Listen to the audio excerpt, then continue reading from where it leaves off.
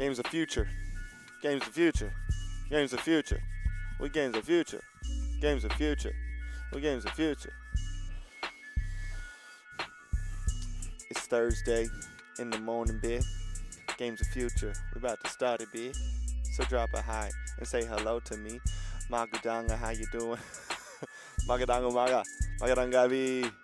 Randy, how's it going, Red? How's it going?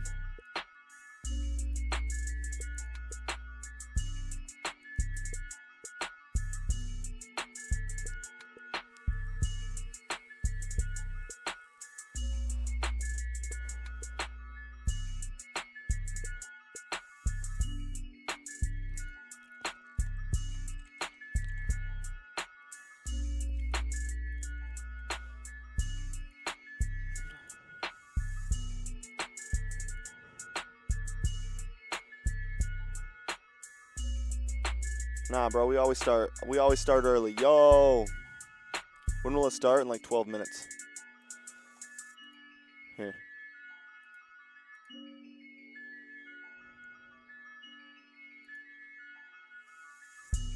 Oh, this is the wrong one.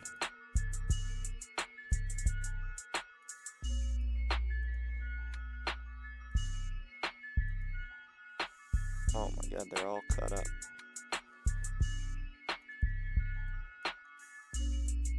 Hello, Ayush. What's up? Early bird catches the worm. You guys are the worms.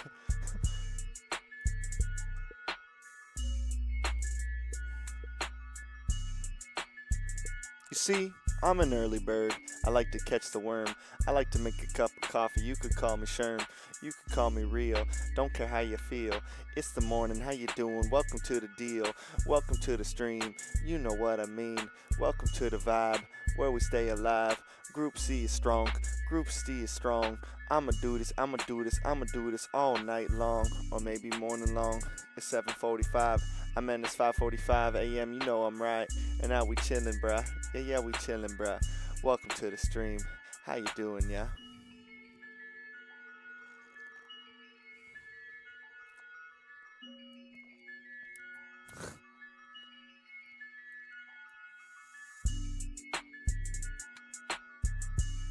Cheers, Matt.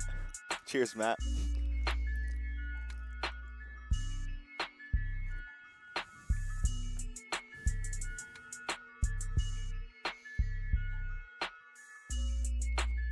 New emojis, boys. If you've been gifted a membership recently, check out those new emojis.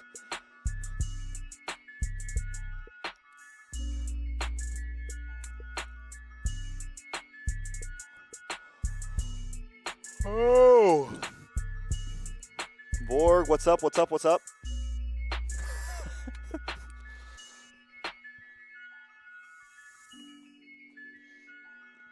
The red mark, how's it going? How's it going? How's it going?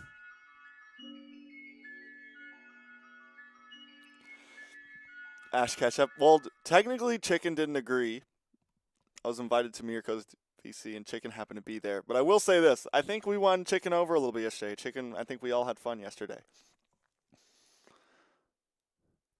I think we all had fun VCing yesterday.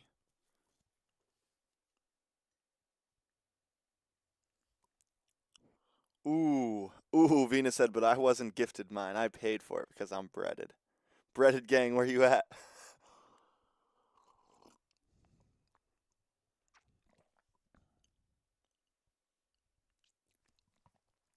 Oh.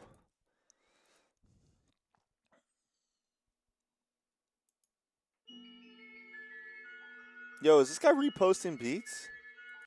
How dare he?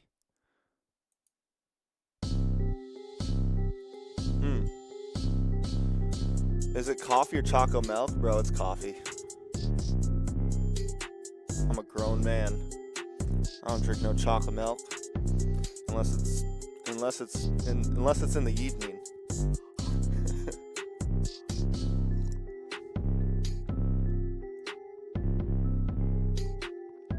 Yeah. Coffee in the morning, chalky milk in the evening. Coffee in the morning, chalky milk in the evening. Coffee in the morning, chalky milk in the evening. I be vibing in the morning, drinking cock milk.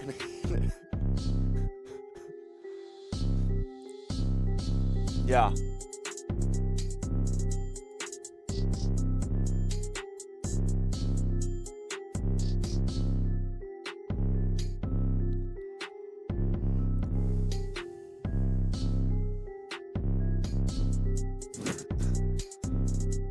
NACT update. They're gonna be playing this weekend, aren't they? Something like that. I don't know. Pizza. Hey yo, shoot me that ID, bro. Hit me with the DM. Hit me with the DM. I'm gonna send you that skin, bro. Yo, hit me in the DM. 2-word funny. Evos Yahweh. Broccoli. I've been in the mocha broccoli.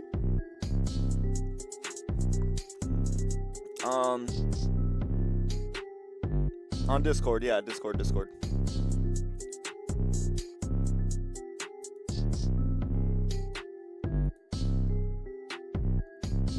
Yo, we have some bangers today, I'm not gonna lie. We have some bangers today. We have some games today. What team's strong right now? Devious Activity, BTK, and GG. Devious Activity, BTK, and GG. I think those are like the strongest teams right now.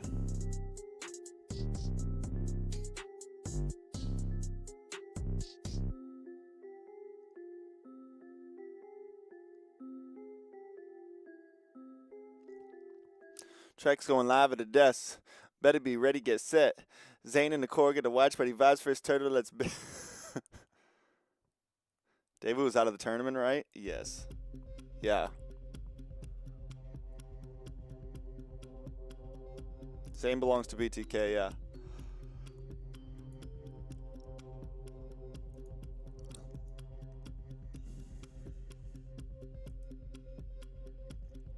We're going to start the day off with RQ Hoshi versus Burmese Ghouls.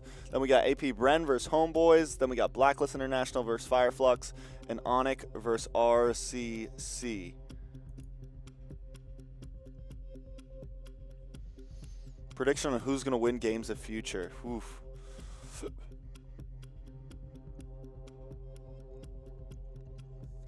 That's tough, man. That's tough.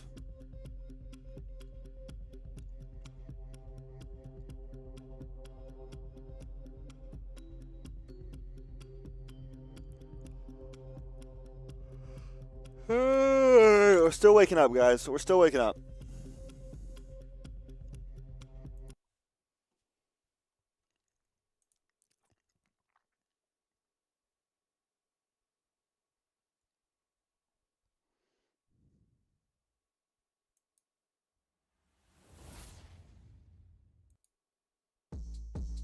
Oh! We gotta wake up, boys. Oh! Put your fucking running shoes on! I don't know why I said that. Are y'all ready?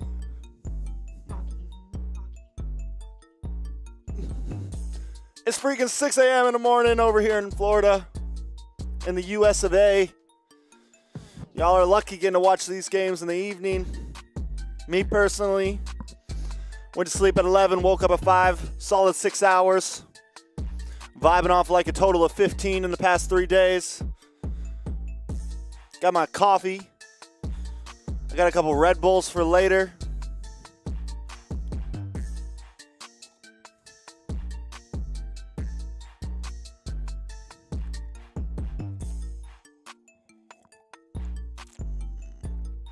If you're a member, cheers. I hope you guys like the new emojis.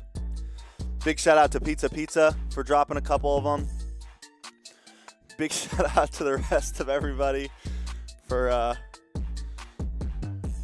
anyone who dropped a quick cereal ASMR. No, not yet, bro. We might have a banana or something. I don't know if I want to eat a banana on stream with y'all, though. I feel like y'all will troll me. Yo, who would have knew that the coffee emoji would be the banger? No work today, guys. No work today. No work today.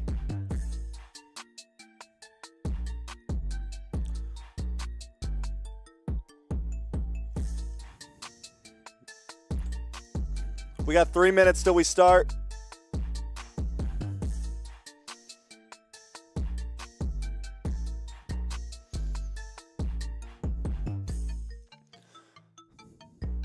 This is the exclusive. Old school. This is the OG Trex Cup. OG Trex Cup. What happened to my beat, yo?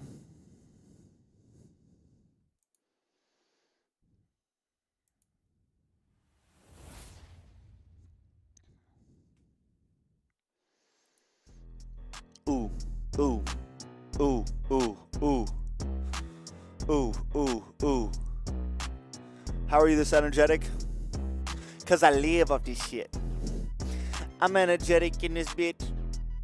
I said I live off this shit. I'm energetic in it, bitch. The beat give me life. The beat give me right. The beat get me vibing. Your beat get me high. It's 2 minutes countdown. 1 minute till we go live. 1 minute to the beat on, like 1 minute till we. It's RQ Burst Burmese Goose. Don't look at me like I'm a fool. His rap is that first degree murder, murder. Don't catch me, I hurt ya, I hurt ya, I verb ya, I curse ya, I murk ya. Walk up in the street and I don't ever rehearse, bruh. Aw shit, it's autistic. Aw man, don't play this, don't miss it. Bitch, I'm popping like a blister. Said I see you and your sister. Might hit up on your drama, don't. Woo, sheesh.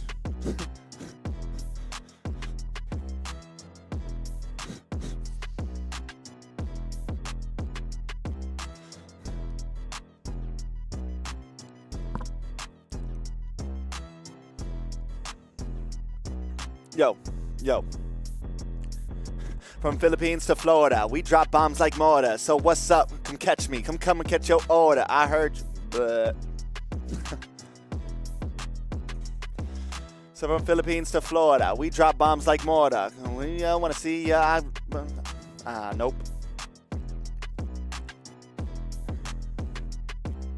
Got 2 homies with 2 2s. Me, I got that 4-4, so I bang like an 808 when I'm knocking at your front door. Took 2 shots with 2 thoughts and let them narrow the bar. Cause I have 4 hoes trying to go, waiting out by the car. So I switch shifts and I switch lanes with the swiftness of a switchblade. You talking all that lame shit, your whole crew looks made. Time to rewind, but I double up on that cash flow. Wasn't ready for that fast flow when I fucked them up with a. Alright.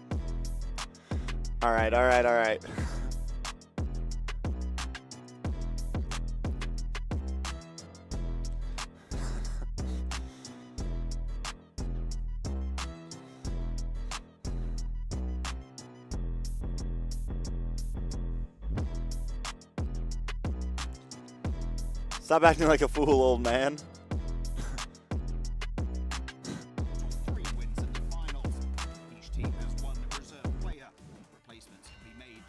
Morning, sir.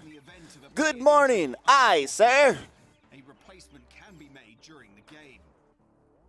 The tournament consists of 2 stages. Aye, sir. Playoffs, and the matches themselves will be held in a best of 3 format. Good evening. Magandang gabi. Will advance to the second Magandang umaga. The group stage is played in the GSL format, the playoffs in the Olympic format. Teams that finish the group stage without defeat go directly to the quarterfinals, and those that lose 1 match will compete in the last 16. Teams that lose both their group matches are eliminated from the tournament. Good luck and have fun.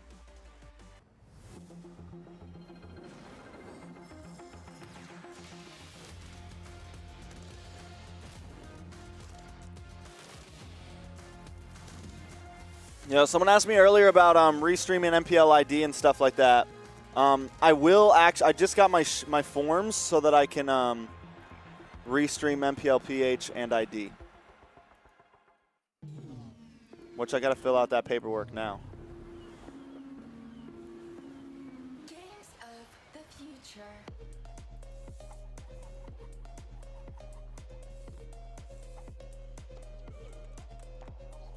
Trex.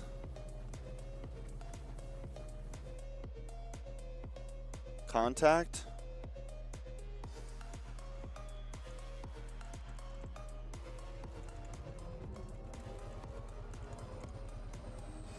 Discord ID.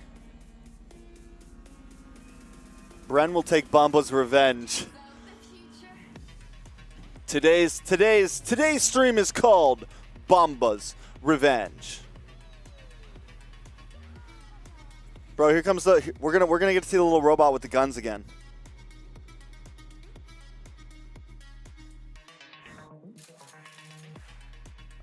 You ready? You guys ready?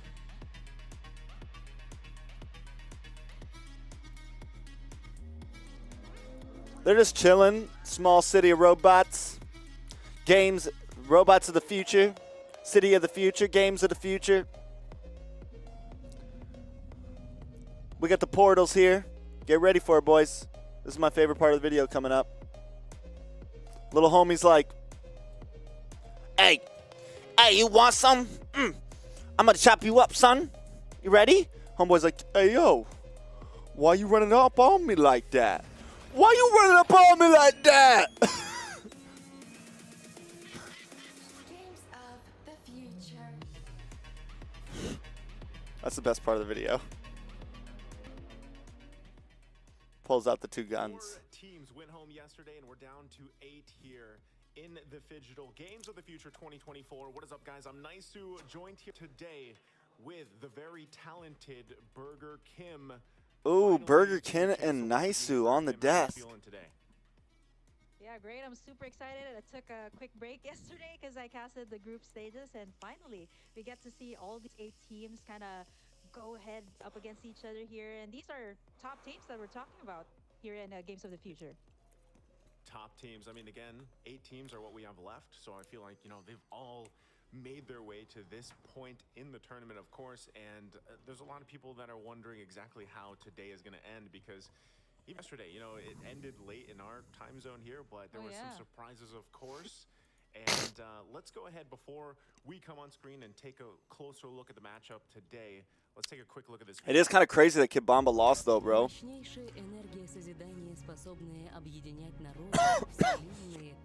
BRB, quick shower. С развитием технологий люди стали больше погружаться в виртуальные миры, забывая про мир физический, обрекая гармонию на угасание. Чтобы восстановить баланс, гармония переродилась жар птицы мира отправилась сквозь вселенные в поисках героев, способных вернуть утраченную энергию. Nah, man. I mean, the only thing sad about it is that he was talking all that ish about NA, and then he got knocked out. Они стали хранителями гармонии, чья задача — охранять и поддерживать баланс. Советом было принято решение провести турнир, Bye, Homeboys. Not kidding. Boy got knocked out by Malaysia. Malaysia. Преобразовал частицу гармонии. We ain't never lost to Malaysia. Древний артефакт для сбора энергии. Хранителями было выбрано место для проведения турнира. Город с самым сильным соприкосновением энергии. Именно здесь миллионы зрителей и сильнейшие атлеты примут участие в величайших играх всех времен, чтобы определить достойнейших и восстановить баланс миров. Да начнутся игры! Welcome back once again. Oh, it's God. me, Naisu, joined here with Burger Kim. And that video Hey, was Burger much Kim. longer than Nice. the one I was a part of yesterday. NA, Burger Kim. the It MY gave Slayer. the lore of NA, the big trophy, players, the cube that MY we see on Slayer. stage. See me what Now I mean when I understand see it. you on the players. That's amazing. Exactly Better go what and say kind your of it stands prayers. for and what they're all battling here for, of course. And you love to see it. But again, welcome, Burger Kim, for today, the 8 teams we have ahead of us. I'll probably join him at some point. Yeah. Yeah, we're going to be kickstarting it off with this one. Of course, it's, well... They're not even it's the a boys very aren't even in VC highly right now, bro. anticipated matchup, too. Like, we got the Burmese schools here. Oh, Dilarski playing together with Nico and the rest of the gang. Thank Let's you, take a look Tulio. at their most picked and most banned. Ruby still stands. Just a on reminder, top, followed everyone, by the YouTube has Quad. been being Over a the little other weird side, here. the Make Joint sure Matilda. your This is actually a stream permanent is ban updated to mostly, the live. even for the other Make sure teams your that are stream is playing here in updated to Games of the live. Future. You know, Yeah, it's crazy when you think about this, because you know, when me and G were Don't be casting watching their me game from 5 minutes yesterday for ago. Burmese Ghouls, make sure you hit that it was that very little live dominant button in the against bottom left hand Twisted corner of Minds. the I mean, screen. they and G was kind of asking, you know, play style wise, do they fit that personality of the Burmese Also, Bulls, especially with the additions of take a quick second, guys. If you haven't, please hit the like button. It means the world to me. It really helps the stream get out there. Take 2 seconds out of your time. And kind of get out of chat and hit the like lineup. button. I mean, what do you think thank of you, them thank you, so thank far, you. and especially yesterday's performance? Yeah, I think overall, like, you know, come on, I've missed seeing Delar play. And apart from that, you know, I also want to highlight their coach, by the way, from Burmese schools. They're actually going to be playing with Mr. Worldwide, or the coach who has been to every single region. Coach Dale is also coaching them. So I think that's also a big factor that we have to look at. I think I really like RQ, man. We do. You know, that's... I don't know if everybody knows the nickname Mr. Worldwide for him, but it's, you know, it's true. And it's great because we actually got to have him. We had an interview with him. This is like the end of last year, 2023, and he talked about his experience, and it will be like top being 4 Mr. at MSC Worldwide, with the right? Going around, sharing his knowledge to all these. Does different everyone teams like and regions, the new emojis, and bro? We got into a very deep discussion. Is everyone about it vibing with the new waiting for emojis? some of the matches to start yesterday, and how that effect is. It's very apparent on what's happening. Personally, right now I think we have some of the hardest competitive emojis scene of on MLBB. YouTube right now. And you know, I think we have some of the these hardest imports emojis on and there's YouTube these right now. I'm waves just of gonna say it, bro. Things and changes happening, and now specifically, I think we got some you of know, the just a bit. We're looking at our some of the hardest even emotes then, right? They're still on YouTube right now, bro. In a way, I just want to it's like, say, you know, this organization, you know, the. In a way, legacy that they've already established. whose emotes go themselves, harder but than this ours, is like bro? a new iteration of it for a lot of people that have been watching RQ for a long time, you know, and some of this, the changes. Whose that emotes we go have, harder than you know, ours? you kind of weigh it like, is this what they need right now? And I feel like tournaments like this is a great time to Nice, you hype the test fuck some of up, those bro. things out and Hype get up. the year started. Yeah. Yeah, it's perfect, right? It's right before these major tournaments all around the world, like for MPLs, Indonesia and the Philippines. I think this is kind of like either a test to their chemistry, Is that going to be the what they can spam put one? out, are The they fear? well adjusted Is that to going to be the spam meta? emote? I have to highlight a little bit about RQ too. Like, since we're going to be looking at their roster, they got Irad playing for them and Brusco, and just a little trivia about Brusco. Nice, looks I've like been following him he since just. the I don't amateur understand how scene. nice he always It's looks like he so just nice woke to up, see even on though a- it's you know, there was a 7 time p.m. that over he there. actually said that it's going to be really hard, Philip, and he's not sure if he's going to make it. Burger There are Kim moments looks like fresh, that. So it's ready nice to to go. see him, you know, come into MPL, then eventually did her get picked hair, up by put some makeup an on, organization like washed her RRQ, teeth. right? That is big. Irad and Brusco, they definitely have a lot to prove here, and I think it's really a big thing for them to carry RRQ's name. And that's what, like, I'm glad you pointed them out, Ben. And you know, most people might be like, man, a lot of people talk so much about like these roster imports or these changes and whatnot. And Right. it's true. I mean, there's a reason why it is, because you have to consider that dynamic change. The Irad specifically, we know so far, I would say, from the meta for Games of the Future, a lot of people have been weighing like, all right, is the best choice these utility junglers? Is the best choice? Match should be maybe starting opting soon, for some of guys. these assassin Ooh. type junglers. Player announcement. And you know, with junglers like Irad, with junglers on the table, even like Soxa, right? You have that utility factor in itself, like flexibility, Stage right? looks So good. once again, ladies and gentlemen, this is the live stage, by the way. So Wow. we got a glimpse Beautiful. of this yesterday. And you can see there's quite a few members out there watching this. Oh. The stage looks amazing. And that is you can see the trophy. You'll get a closer look at it. Actually, there it is on screen, what I was talking about in the video. Because yesterday's video, Trophy looking like a Nokia phone, bro. Looking like a brick. The story of it, but now it makes sense. And I love to see that this stage it's very impressive. Yeah, I'm glad you kind of pointed that out too. Like, I was like, oh, it's a trailer about the trophy. Actually, I didn't notice that because I was busy mentally preparing for like what to say in the opening. And Banana. yeah, I love how we have these kind of like little trailer about like the teams too, right? Like, we got RRQ here. Speaking of, there you have it, like Irad, the rest of the gang. And so far, you know, I think what's really interesting about RRQ2 is they're the first team that actually picked something very interesting. It got everybody in the MLBB community talking, right? They picked up a Layla for their last pick last time, and it worked. It was a match point. Wow. We talked about this yesterday, actually. You know, Oh, wow, and, you did too. Yeah, because we're going to see them walk out the stage, of course, here. And still, performance-wise, you know, these guys that have been making names for themselves for the longest time, Skylar especially, able to pull things like that off and make it work. I think that's a very, you know, special thing. Not to mention the new jackets, by the way. They got like some limited edition new jackets that I heard about. Okay, we see you, the Russian girls. But, you know, the point with the whole Layla pick, that's what I love, and I was telling this to G yesterday in the discussion. Like, still think Indonesia's #1 cameraman. Picks like these niche picks or whatever you want to Russia call needs it. a little bit of work. I feel like we're in a the iPhone trophy, bro. State where it's like that's what it is. You bro. can do some of this. Like you can experiment, you can pull something off, and really all it comes down to is if you're confident enough to pull off that strategy. And something as simple as like, oh yeah, Layla might be really a simple hero in comparison to some of the other gold laners that we're used to seeing, but they made it work, and exactly that. So also going to be taking a look here, Burmese Ghouls making their way to the stage once again. Bro, this is actually, I think, going to be a really good game. Put together. And Kim, I got to say, you know, personality-wise, matchup style-wise, for both these teams, do you think the Burmese Ghouls kind of have to like tame that aggression a little bit here in this matchup against RRQ? Hey, I think Burmese Ghouls did a pretty good job actually back in the group stages where they were also pretty aggressive from the early game. So I think it boils down to the draft too. Like if you're gonna give like Saksa here or Irad those types of heroes, like I think, you know, if you want to be aggressive from the start, like Glass Cannon heroes like, you know, Joy, Nolan, these are the things that you have to consider. Even the Martis, this is best of 3, man. Everything's best of 3. Grand finals is best of 5. That type of composition actually in the group stage. So hopefully, let's see if they can balance it out with RRQ. That kind of aggression that they want to show out here. But so far, like I think Burmese Ghouls did a very good job of holding out up until the stage, right? Like we're down to 8 teams. It's not an easy feat to actually reach this point. Still not as good as mine, bro. The thumbnail's still not as good as mine, bro. Based off what we saw yesterday, taking us back to yesterday, since we know that RQ Hoshi's been waiting, right, because of the way that they place in their groups, but specifically for Burmese Ghouls, like I said, their performance against Twisted Minds was very impressive. Like they came out very strong and came out swinging impressively. It's just they had some, I would say, like minor mistakes on some things, especially when it came to setting up with what they drafted.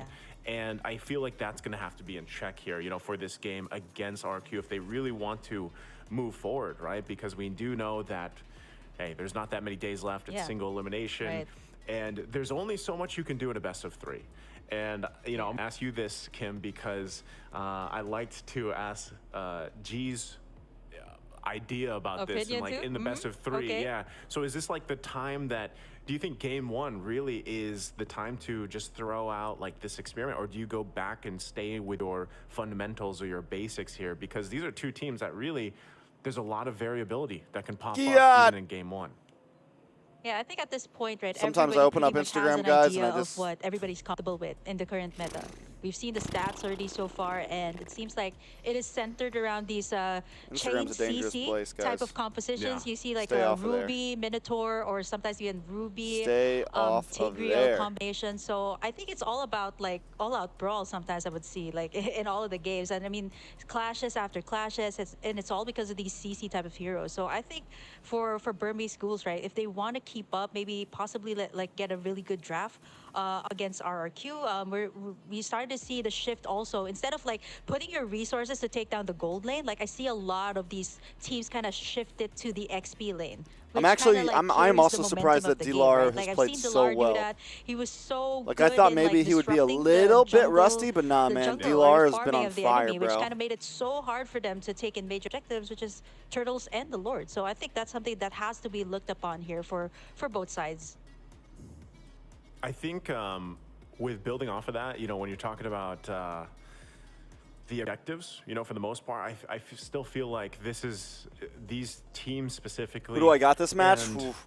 Burmese Ghouls as an organization. I'm going to go for RQ just because they were very action-based, and they wanted to just clash it out. I'm and okay things with like RQ, that. but of also course, it's like, we're mainly talking, for a me. lot of It's these teams I have was you developed guys that know sense if you of, all right, follow these me, objectives, and we unless you're really have new to here, master and there is the a lot dance. of 'Cause I new think for a lot people, of so it's people totally watching, like, understandable. especially if, let's say, they're Big just RSG kind of, fan. casually Big watching RSG the fan. esports I'm an scene, or Echo maybe RSG fan when it comes to if you even compare Philippines. it to the diehards So the out fact, there, so I was they like, know that there's a certain, Red! like, On the side of coming over to RQ, it's choreography pretty hype. to a lot of So these like turtle takes Oh, and yeah. these RQ. lore dances. That's why we call it a dance, right? I mean, that's the terminology, because but ghouls look good. it really is that. And I would say that with the additions here to Burmese Ghouls, they have done a really good job at kind of developing that play style around that, but they're still very aggressive. And if you say the same thing about RQ, I think we're gonna here, solo stream for a little they're bit, team when sometimes, and then we might when join you them think later. They're like down and out. We're gonna at least solo stream the first there's series. like that it factor for some of these players here, right? We're gonna at And least solo stream whether the that's first Clay, series. Whether that's Skylar, whether that's any of these guys on that roster,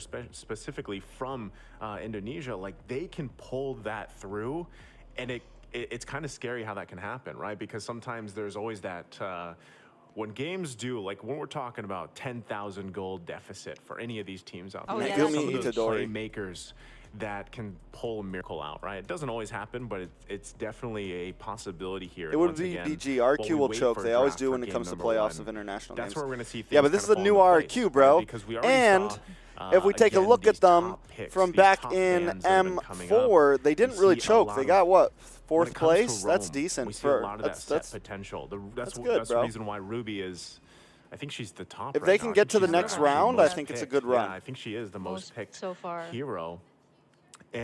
But even with that being the case, like we saw yesterday, and being picked up first, it doesn't guarantee you a easy sailing in the game. Like we saw even Morrow yesterday struggle Playoff with the Ruby in the statistics first so game that they had far. because he got shut down really early on. Guinevere is Yeah, 100% banner Ruby pick. Here, the statistics is actually pretty good. Like it's picked up, most of the times 28 in total, but it doesn't really have a very good win Joy rate. is is also 100% ban 40%, pick so, rate.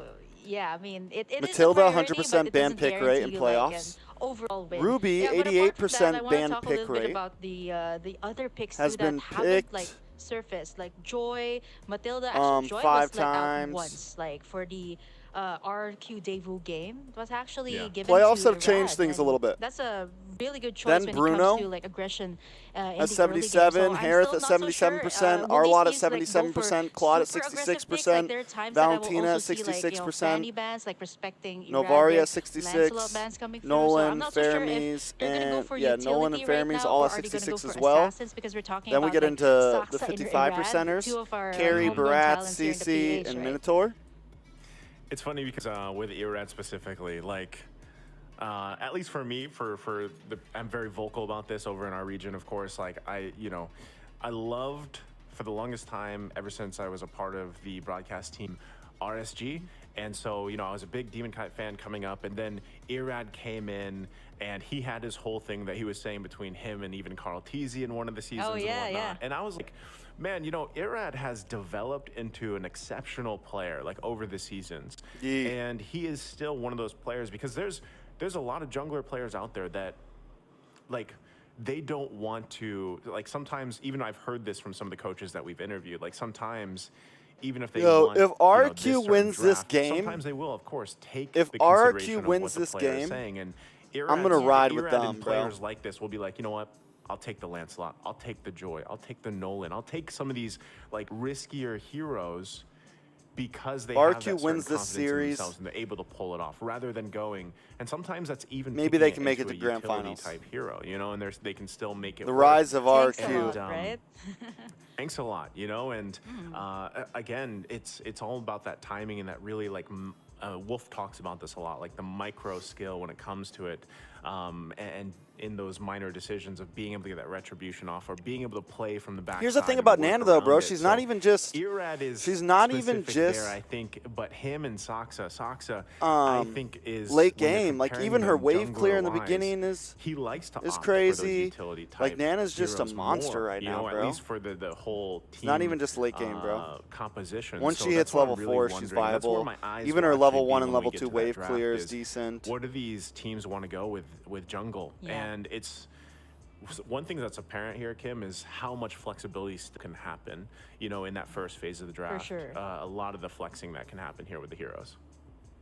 Yeah, I was thinking about like Saksa here. I actually got a chance to interview both of these players, and Irad is that. I mean, it shows in their playstyle. Like Irad is a bit more aggressive, a bit more confident, right? So you can see like the assassins come up here because you need she's you decent. need that confidence to be able to make that play. I mean, come on, I'm not that confident. I can't do assassin. So it's kind of like that. It kind of translates to your personality too. Saksa is more of that kind of guy who kind of all right, draft boys like, and girls. What the entire team wants. Kind of like a team player, right? But I'm not saying Irad is not. I'm saying it's more of like he takes charge here. Like I can lead you guys with this hero.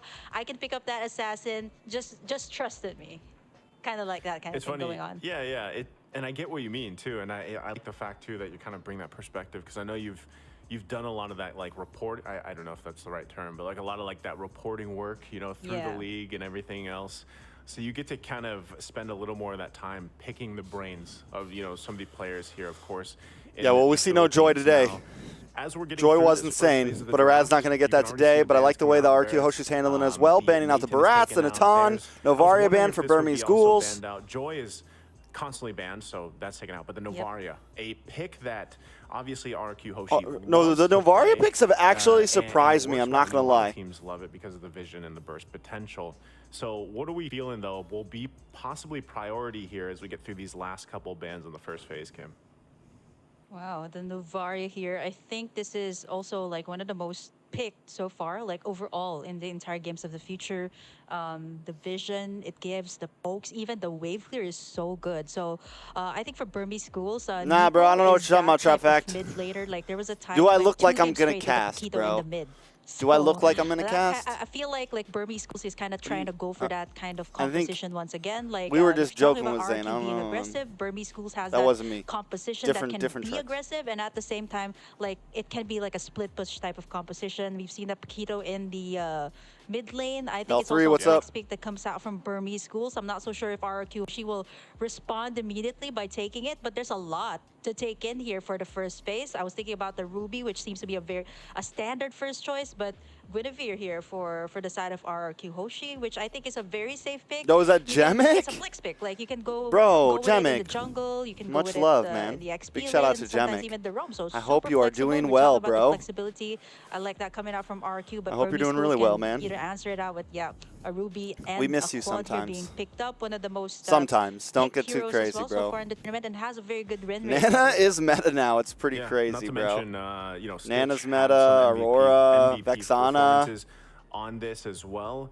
The dark age of mages have risen. It's top pick right now, but we'll have to see again if they're actually able to utilize it the way they need to, because yeah, so far we don't 100% know where the Guinevere is going. We can assume that maybe it goes in the jungle, maybe it doesn't. Even yesterday alone, we saw it even in the roam. So with that, again, where do they go from here? They take up the CC, they take up Nana. So this is a lot of I'll come back when you miss me too damage much then. already in these first three picks. Nana has been a menace. You know, her and Melina just wrecking havoc right now. Speaking so of Nana, and this there it is, bro. Bro, she's got really good wave clear even in level 1, 2, and 3. Yeah. She hits level 4. She's got great. The ultimate does great for turtle fights. And she can CC now multiple people. Games, but I like if you're grouped up and she hits you with the Melina, boom, 3 of you can get Nana is not blocked. only a beast in ranked games. I know you guys know what I'm talking about. It appeared several times. Not to mention, I like the adjustments that were made to it recently. Like the Molina can actually not stun one person, right? You can stun like 3 people. So like for RQ so far, it has that great burst combination. Burmese Schools immediately answers it out by picking up the Akai here to kind of shake things up. But at the same time, I'm not so sure if this is a good pick. You know what, bro? Nana like needs another buff. Like the Nana's Molina kind of counters out the Akai, right? Like when she you needs another buff. Let's just be real. Sure, I want but, Nana for supremacy. Sakura, he's kind of taking away for the next year. I want to see Nana in M6. Since there were 2 bans centered towards him in the first I want her to phase, be the most priorly picked and banned hero ever. Yeah, and it's funny with that because Akai popped up. What hero do yesterday you as guys well, a think couple had the times, and, longest you know, even if reign you're playing into a Nana, I feel in like Mobile it Legends? can Like, still work. had the It can still longest work reign okay of most because ban and really when it picks comes was to the Prio. What hero had positioning, the you know, longest reign of positioning, getting the chaos lockdown in with competitive the heavy play? spin, the way that works, and sometimes it's not even about getting Personally, I would have to say like Esmeralda. Esmeralda Esmeralda lasted for what, like like 2 years? Hey, push them away from the objective. Again, you know, we talk a lot about the Fanny? the Yeah, dances, you're the right. objective You're right. dances, You're right, and Jamek. one But great even Fanny, I tool feel or like Fanny utility, I guess, doesn't. that Akai Fanny's brings kind of is hard to count, sometimes bro. you're just pushing the other jungler away so that you can. 'Cause get Fanny the will never retribution fall off of that. So.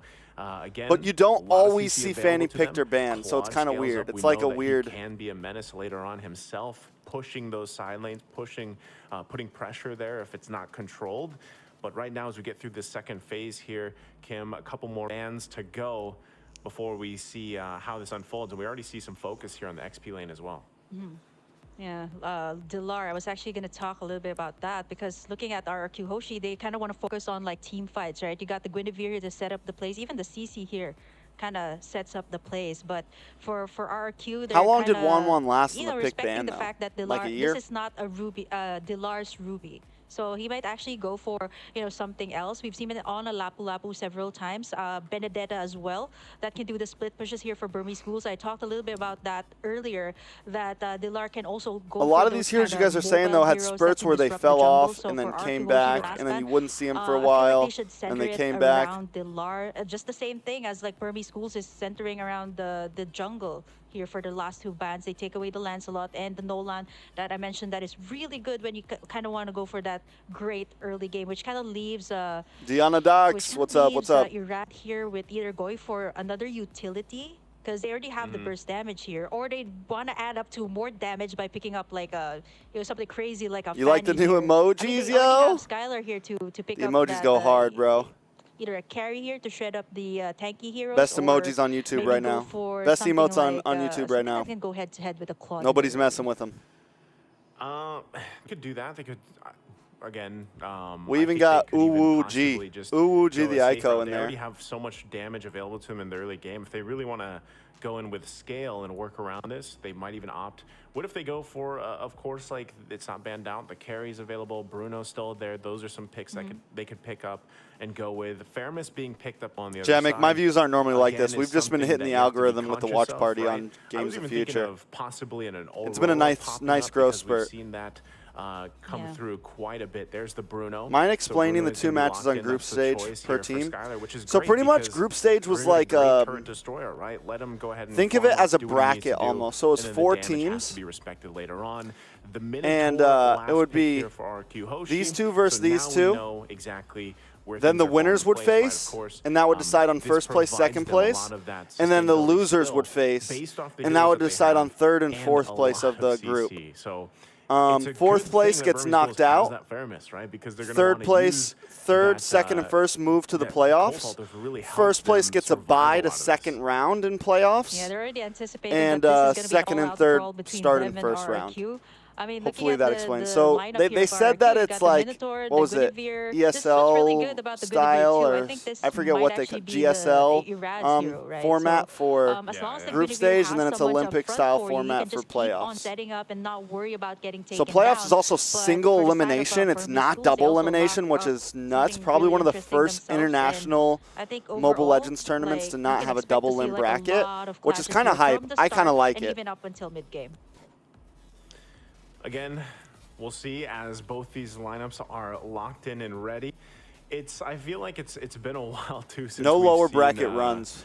You know, with Fairness, I'm so used to seeing the Valentina across from him, but I like the Off fact on that, Ducks. again, I'm a huge fan of these picks popping up that are, I guess Nana's kind of meta now, but you know, for the longest time, she wasn't meta. So I like that she still fits into this this whole play style for a lot of these teams. So talking about magic damage, talking about sustainability, they have all that here for RQ. Burmese Ghouls, on the other hand, like I said, they're going to have MSC to 2023 play also no around lower bracket. Okay, the okay. utility that they bring to the table with these picks, right? The Ruby, the Akai, and everything else. So, again, No, let's we're see not how it all Barbero. unfolds. We saw both the lineups here. We're off on I'm going Ducks. to go ahead and lean towards this lineup from RQ Hoshi. I think they should be able to pull it off, but we're going to be jumping here into the land of Dawn here. Game number 1. Down to the last 8 teams. We're kicking off here. RQ host right, boys. Burmese Ghouls in this best of 3. One of these teams will be sent out Let's of go. the tournament here. RQ after Hoshi the versus series. BG. So we all start here once again. Banana on the Take a look CC, at the early D-Lar on rotations. the Emblems, Yuzong. Nothing quite, out of the ordinary. Blink here. on the Ruby Roam. Brusco on the Banana, Minotaur though, Roam. opting for a lot of that sustainability again with this CC. Octa on the Nana. See how this all Irad. works out. Going to be Burmese sitting on the Ghouls, Guinevere. They have they gotta play around. Sasa on the Akai. The fact that they Oh, have. Oh, hold on, already in the mid lane though. Jump in, come through. Nico's gonna be just fine. Gives them a thumbs up as well. So for now, back and forth. Gives them the thumbs We're gonna up. wait You for good, that bro? That first big objective. Skylar of on the course, Brody. Turtle. I'm not sure. I mean if the Bruno. either of these teams Stitch on Claude. have what they need to get an early first blood before the objective. I think it's better they play it safe again when we're talking about exactly what is. At So stake I here, honestly feel like right? both So teams for have now, some answers let's to see the other once again, teams. how it goes. The Banana, Ruby can Delar. help Banana should help have deal a with the pretty good CC lane a little so far bit. for the most part Yeah. until that level 4s Can also available. possibly help There with you are, the Kim. So, yeah, Guinevere. nothing, Yeah. You didn't miss too much. Oh yeah, definitely. It's a minute in. then we with take a no look at first RQ blood. Hoshi. Kinda expected to see this from, of course, RQ and Burmese. They want to be a little bit more careful. Kind of going in for. I don't know. The only problem with RQ Hoshi is they don't have that much of an answer to the Fermis. RQ, they decided to go with this, especially since this Nana kinda, is put kind of an answer, Dilar but the back. Like, Molina we've seen this in is some games they with have to be Burmese pretty schools grouped that, up to hit a you know, multiple Dilar man had a stun. very early wave But there, at least so if they are he was grouped able up, to you reach can maybe level 4 stun much 2 or 3 faster of than them. the opponent, which When the kinda Fermis really pops the enables Cult Burmese schools Altar, to kinda maybe you take can get in a nice these, Molina early Blitz off, turtles, but take so away a far lot it's of the RQ. take away a Red lot actually started of out the 1 Nether for Realm. HP already for the turtle. Sasa low. Out Yeah, comes but the Nether again, Realm. he's been already Irad used. able to take the Taking first turtle. Irad, gonna D-Lar be able to does get the it. They Petrify. stun off as well. Not sure if they still want to be going for it though. They're going to fight it out and they back off. They disengage. Good thing too. Once again, they have that Nether Realm available from Nico. Guys, please do not spam in the chat. Yeah, that was very good zoning as well from No RQ. spamming in the Like, chat, you see boys. Banana, not only was he able to clear lanes pretty fast, he was also able to zone out Saksa there, so he can, push forward and try to go for that heavy spin and just click that Retribution and steal that Lord. But overall, for RRQ, right, like so far their lanes are pretty much contained. Like you see how Dilar was super aggressive too when it came to like the turtle take. He went in and tried to go in for that level 4 so he can pop in that Black Dragon and be able to kind of mess up RRQ's turtle take there. But so far RRQ has been successful. No first blood yet. 3 minutes in already in the game. Yeah, which is interesting, right? Because we're talking about the Bro, my aggression streams from have been both of these modless teams, because but- I've been waking and up that's so early. that's not gonna None of my find mods the, get up connection this they're early, looking yo. for, but hold on, still pressure. Oh! What a huge! I'm offended. Big, I'm into the heavy offended. Spin, able to get the lockdown. Irad going to be the one to go down. First blood going to the hands of Burmese Ghouls. What a set there from Well played, Blink, Burmese. utilizing the flicker combination with the I'm offended. Still going to be up here on the top side, but they should be fine for now. What a play. Yeah, just when we were talking about no first blood, kind of called it there. Nice tuck in there. Flicker was available for Blink, and he was able to do that. And now Banana in trouble. Oh, man. Ooh, this is what I was talking about, though. 1-for-1 trade-off onto the bottom side.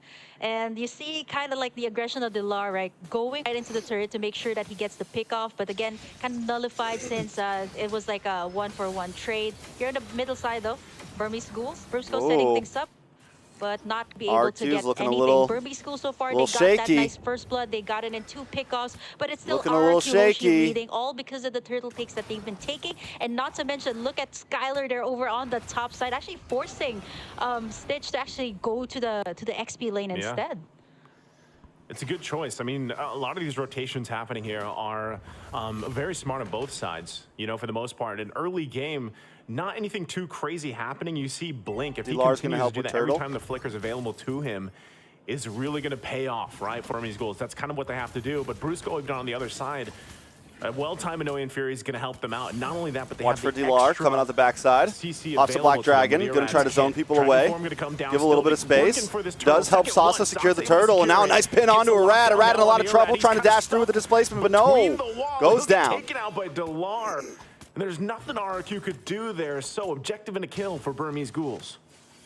I like how Burmese Schools also kind of like knew that Brusco there did not have that flicker, so they were so confident in trying to take down this turtle to the point that the RQ was just like trying to find the proper Octa just setup locked there. You in, kinda see the attempts Genius there from One. Irad, try to go in for the Violet Requiem and the Spatial Migration, but you know, it kind of backfired here onto RRQ, and now so far, Oh. Barbie's they've done a good Brusco. job of equalizing things out. Skylar Brusco, getting though, free hits off. Goes in, yeah, jumps in, but look at that. Again, the sustainability is kind of the way, of course, NetherRealm works. It buys you a little more time, and they're going to be just fine. I'm worried about for the side of Burby Schools, though. They have to check Skylar as of the moment. He's gotten all the gold plating over on the top side. Not to mention that he's been pushing the lanes pretty fast. You did mention that this Bruno is a turret shredder, and so far he's been taking You made this the turret FU? down almost to 1/4 HP. They That's should funny. be able to take this. Great map control here for RRQ. Great space that they've made, especially since they still need to take in I the saw last it. turtle Made me and laugh. possibly I'm the gonna next use it. Lord I coming favored it into under this my game. gifts. But so far, gold lead, you don't see anyone leading as of the moment because everybody is so... It's kind of a little bit careful when it comes to all these engages, right? Like once you engage, you don't have that right follow-up, it might actually just be a double-edged sword for your team. Yeah, and I think that's, again, you have to respect the fact that even with everything happening now, you know, the past couple of minutes, it's pretty much even, economy-wise, right, for the most part. And Skylar not going down, able to kind of just farm up here is great for RRQ. But even on the flip is side, even Burmese gaming gold. Ghouls, exactly, Stitch having an early kill, able to work on his own here, will pay off later on, of course, as you scale up on this Claude pick. So right now, stalemates. Third turtle of the game, though, for the taking here. Both teams getting in position. Only Skylar down on the bottom side, so both teams want to go full force here. The difference maker could be that gold lane, having that available. You can already see in the mid lane, whittling down slowly, but Stitch going to go down bottom. Team's going to be fighting it out 4-on-4 here for this third. Skylar able to take the tower, Turret bot goes side. down to the bottom side as both gold laners wait there. Turtle's He's going to gonna keep reset once pressuring. again. Still looking for an angle here. Brusco there in the front lines. No one RQ's committed. happy with They're this, They're trying to honestly. feel this Delaying out. turtle, they're they happy have with to. this. There's some pressure, though, in the mid lane. They got to deal with it for now. RQ still in position. But right now, Burmese Ghouls just kind of letting them take control of this space. Blink Oh, not gonna Black get- there's Dragon the comes out from Dragon form DLR. finally going for Brusco with the flicker, the knock up on the three Huge. members. Ooh, nice Out one. comes another Brusco, realm. though, with the DLR flicker locks into on Fury. locks onto Skylar. Not a Skylar gonna get pulled back with the I'm offended, but he's able to back up. Get some free hits off Banana, also getting free hits off. Arad jumps on a blink there. Arad in a little bit of trouble. Blazing White comes in, and now Burmese Ghoul with the bite back. Banana taking too much damage, double kill over to Stitch. Skylar finally gets a kill as well, and now the mid lane turret RQ goes Hoshi still down kind of comes out on next. top there. They find wins on both sides here, but RQ pulling Ow. out just a little bit ahead. I bit my cheek. Now Soxa, buff can be worked on, and he's deleted by Banana, gets whittled down quickly. And that is tough for them. Stitch now the answer here with Blake Oh. still. Banana gonna be able to get away from the I'm offended. Wow, so much back and forth here, Kim. Yeah, we kind of expected this coming out. All out brawl from the side. Burmese School, big window. There was a trade from RQ Hoshi on the middle lane, so that's also pretty big for them to give that map control towards their side. Right now, that is big because RQ Hoshi just finally got this first Lord of the game. Not the Luminous one, but this will actually give more pressure to Burmese Schools. They've been winning all of these clashes, but they haven't been able to convert as much turret takes as compared to RQ Hoshi, who has been slowly taking it in. Care of Skylar, 101 on this Bruno, 7,600 gold for him, at least 1,000 more than what Stitch has. But so far, you know, we can't count out Stitch just yet. This is a Claude that you're talking about. He just picked up the Demon Hunter sword too, so that's going to be big for the side of Burmese Schools when it comes to these clashes. That blazing duet that Stitch has to time up really well. He also has that Purify, so pretty much he's just going to go for the cleanup work here if Burmese Schools decides to go in for the full engage. Okay, and with that, they got the Lord work in here. RQ now going to go ahead and get these turrets down, move around the map. RQ's with the definitely space winning that in they macro garnered right now. themselves. We'll be taking the resources as well on top of it. So Burmese Ghouls once again finding themselves in a troubling position. This round it could slip out of their hands very quickly, depending on how they deal with this push. They've hit their power spike It's gonna really come down clean. once again. If Blink can find a setup that he's going to be looking for on this Ruby pick once Octa again. onto 2 items, He's Skylar kind of onto the 2 big answer for items. them. Delar also Skylar's now at this starting point to with Dragon hurt. form has to be really careful on his positioning. turret. Now They get a mid lane, tier lot two of can fall into value out of this focus, Lord. top side, tier So much 3. value out of this Lord, You can yo. already see Skylar very confidently just kind of poking down what he can. Shield's already taken care of. That's as well all they in the mid need, lane. and it's a win. But right now, Such a Burmese win with Schools that Lord. holding it together on the defense. They clear everything but the inhibitors. They bring Burmese 2 Schools and inhibitors down to RQ, what they 70%. both have in common right now is the timing of the ultimates. The Nether Realm here, the Blazing Duet. Even for the side of RQ, the timing here of Brusco's setup. He does have the flicker here. They want to go for the More free pressure hits here on onto the the tower. mid side. There's tugged in by Blink. Brusco's probably Able going to to get go. the Oh pull no, here, but Brusco he's still gets away. That is able to clean. stay alive But who is that? Who's through it caught? all. Banana? Nether Realm Banana comes in down trouble, to trying to get out. They have Dreadful taken down the and Bear tower though, cut so off now a they're little able to bit. hang Delar, out. though, takes quite a few shots. No one goes down in the exchange. Holy crap. Big item picks up as well. The Flask of the Oasis now for Brusco.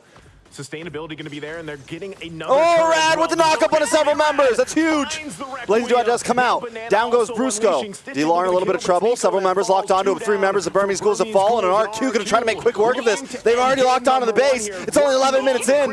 But wait, no, Blink. Skylar in a little bit of trouble. Skylar does pop. Getting some free hits off. Taken out on the Nico. So much damage on this That's it, Bruno. RQ. And that looks like it's going to be it. Holy as RQ crap, takes bro. Game number 1.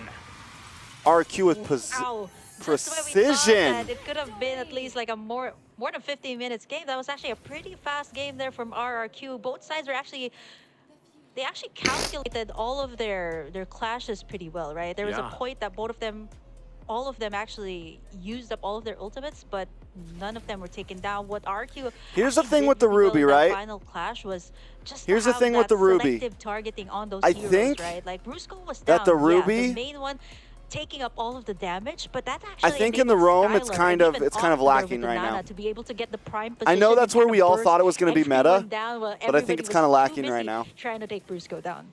Not going to lie. Yeah, it's crazy. Again, when you're thinking about that early game, Against some of the how big kind of setters, even it looks- against and some great of the setup here in early some game of the from heal. Burmese Schools and Blink, able to pull that through, but the I think the problem lack was, of range on as Ruby much as kind it of was a hurts. stalemate from the early portion of the game, and it was relatively even Project Next Level, what's up, man? it's Welcome. like a switch just flipped for RQ at some point, right? And they were able to really kind of make these decisive maneuvers around some of these skirmishes and these team fights that gave them the upper hand.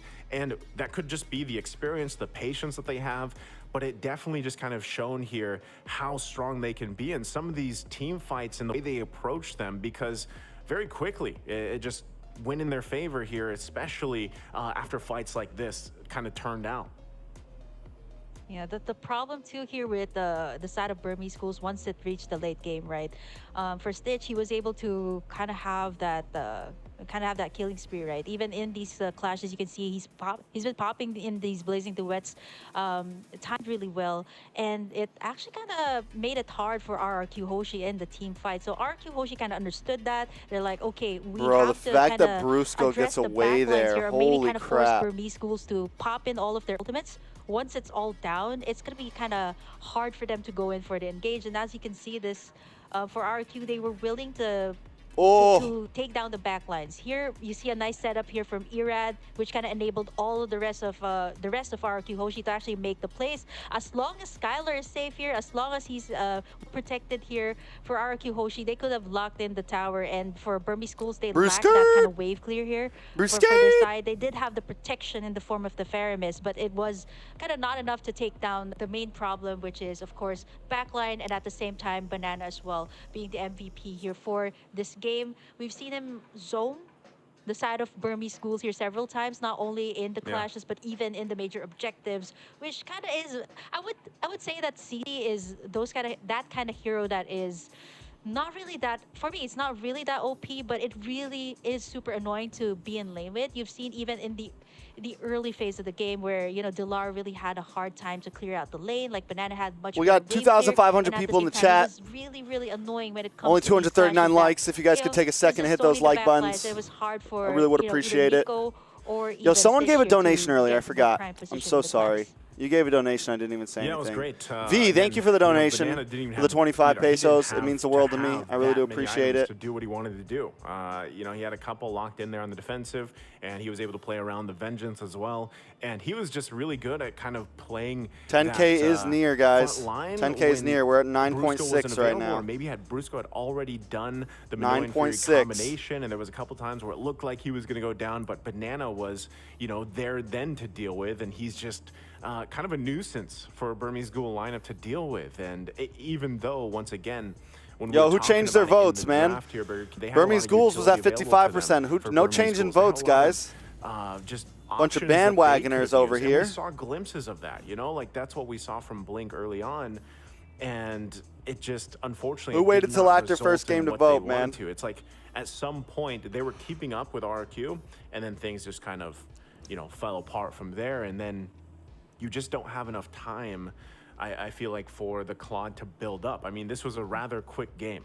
And most people will know that when Claude is locked in, like that's This the thing is you need. elimination. You need time, man. You need time to build up, to get the 3-4 items that you need, and then to be really that pressure, whether that's in the team fights or you're just pushing a side lane. But and We'll that's one probably of the VC great after things why after that this matchup series. I happens want to so spend a little bit of often, time where with you Claude guys is because locked once I jump in and then you VC, see a Bruno across from you. I don't because really pay as honestly, much Bruno attention to just you needs, like, guys, 2 and I like items, to kind of and he's vibe with kind the of chat. already I'm not gonna doing lie. the damage, like he already kind of hurts. So, and this is something that was unfolding here. Not to mention the reason why, Kim, we see so much Nana right now, because sometimes all you have to do is drop the blitz. That's it. Drop the blitz in the straight line. You've Drop got the it paired Molina, up it's with, fine. yeah. You've got the you've got the Minotaur as well. So it lines everything up really perfectly. And I feel like, again, Burmese Ghouls lineup, they kind of needed a little more time here. And RQ knew the assignment. They're just like, yeah, we're not going to give you guys the time that you need to scale up against what we have. And Everyone say that was hi the case of Instagram. game number Everyone one. say hi It was a Instagram. well-played execution, because anytime you really see these games end at this, this time frame, I need everyone to a say lot of hi times that Instagram in the first warp chat. push too, Hi IG, because we're gonna after take a little first warp, video there's for the not even a Instagram. need for the second one. It's just a finesse by the team. It's just a good execution of whatever they drafted and the way that they played around their timers and the rotations. And I feel like that's what we saw from RQ from game one. So, now we have to kind of consider the fact while we wait for game 2 draft here, Kim, like Messed up. what does Burmese Ghouls do here? Like, did you agree with the draft? And What's up, the guys? game We plan are seemed back like they had? for the Watch Party Games And of should they Future. We got a change little that up bit for game 2 of to get to a game 3? surprise Again, for you it's match guys, point too. now for RQ Hoshi. Yeah. A little bit later, I keep we got a little bit forgetting of a that these are, surprise like, for you guys. big Come join. games, like Come Yeah, join the it's just a stream. great- These are It's big Games of games. Future, There's RQ versus so BG right much now. you can do, right? Like the adjustments that you have to make, knowing that, I mean, even the pressure, thinking about that the next match is going to be a match point for you, and if you don't win it, or if you don't take it to a game number 3, it's over for your team, right? Definitely a lot of pressure from Burmese Schools. What I noticed from their draft is they're kind of reacting to what RRQ actually put out, right? Like they had burst, they answered it out with the Faramis, but they pretty much didn't think about like the overall picture of like Hold on. how that You guys will don't have all to say hi, Graham, pull in anymore. together, Thank you. right? Like they Thank you, had thank you, the thank you. for what RRQ did is Thank you, they guys. worked in on those turrets. They gave so much space also for their team in that early game. So for the side of Burmese Schools, I think they kind of have to play it out, of course, real safe here in the second game, and at the same time maybe try to go for what they did in the group stage, like picking something different in the mid lane, or maybe perhaps like going for a little bit more of like comfort picks rather than reacting to the draft here of RRQ. Yeah, I feel like if I had to pick something apart, like I understand the Faramis kit and how it can provide some of that utility, of course, with the Netherrealm and everything else, but it just didn't feel like it could have been, like there probably was a better option for me personally that you could have put in the mid lane there in a matchup against the Nana. And I did mention, again, we have seen so much Aurora pop up. Of course, I believe the Vexana was, I think it was banned out, it was but banned that has out, also in the popped first up. game. Yeah, that has popped up a lot. Of course, Novaria, but that was banned out. So it's like, again, you kind of have to decide what is our game plan. It just felt like that lineup, that composition that they had was like, all right, utility. That's what we're going to go with. And we're going to hope that, again, we are buying enough time All right, for we're our back. quad to farm up. Who's playing in the next series? Next didn't get series that is point. So Homeboys versus you were AP talking Bren about once what they again. could do here. I personally think that what I'd love to see Burmese is do kind of what they did yesterday, they were a little more aggressive in their picking and their play style. And if that also means, hey, maybe this means put Delar, you know, put a Paquito in Delar's hands so he can be a little more proactive and a little bit more like of a threat, I guess, in this and deal with it, because I don't know. Yuzhong right now for me is just not cutting it. I don't know the 100% statistic on the win rate for Yuzhong. I don't think it's that good though, because so far from what I've seen, I know he's only been picked a couple of times. Maybe he's even just 6 times to be exact. Okay, he's been picked 6 times. Like, it seems like a struggle for the Yuzhongs to really work right now, especially when they're dealing with how much impact right now CC has. Like, CC is also just one of those heroes that's popping up often. And then at 10:40, we got I Black personally versus think that Burmese Ghouls Fireflux, and then we got ONIC ONIC versus going RCC. back to that foundation of let's be aggressive, let's make these plays, and not play to the pacing set by RRQ Hoshi. Yeah, speaking of the pacing too, like Burmese schools, the they drafted even in the group stage was really aggressive, like picking up a Harriet very early on, even picking up like direct counters to Ruby, like Barrett's and Paquito, even being so bold to putting the Paquito in the mid lane. So I think they should kind of go back to the basics here for their side. That was their kind of identity. I think even for the draft of Burmese schools, I would have gone with somebody who can split push, right? Like that's what RRQ was doing. They were pressuring the lane. So if Delar was on something like a Benedetta or a Paquito, these can go for split pushes. But you know, being in the Yuzhong earlier, it kind of forced him to be like, okay, I have to be in the team fights. I need to have that Black Dragon form up to zone everyone away. So I think for Burmese schools, just cool little go thing back that to what cleans they all know, your go back electrical to what they're equipment. comfortable with, and go back to Instagram their just identity, sold which me, is bro. being They aggressive. just sold me. And also at the same time having these uncontemporary What do you think's gonna win the GOF tournament, the Guff? in the XP lane sometimes here I for don't know. Delar. RQ looks pretty good, man. Maybe I RQ think, takes down Apbren. Who knows? Step one for them, now that they're going to be on this side, getting that first pick. If it doesn't get banned out, I think they should. What if take it's Indo Guinevere, versus 'cause Indo that was in the finals, recipe guys? for them yesterday, right? They had Guinevere in both games. What if they won, Fireflux knocks out they can go Blacklist ahead and start RQ knocks there out and then Apbren build around tomorrow? that? But you know, both games as well. Like I said, That'd be kinda Delar crazy, had a huh? little bit of a more kind of action-packed hero where he could make. I don't these, think it's really plays or gonna these happen, setups, but and who if knows? that happens, then great. Bans though, so far, you know, the Navari and the CC being taken out by Burmese schools is a great step also in the right direction, dealing with that. And, you know, for RQ Hoshi, they're going to be like, you know, we're going to focus on this utility jungle. We don't want to deal with We know it you're right watching now. some IG mountains. And we'll see if they Damn it, actually you go caught me, bro. still that way with these last bans in this first Damn it, phase. bro. What are we thinking here, Kim?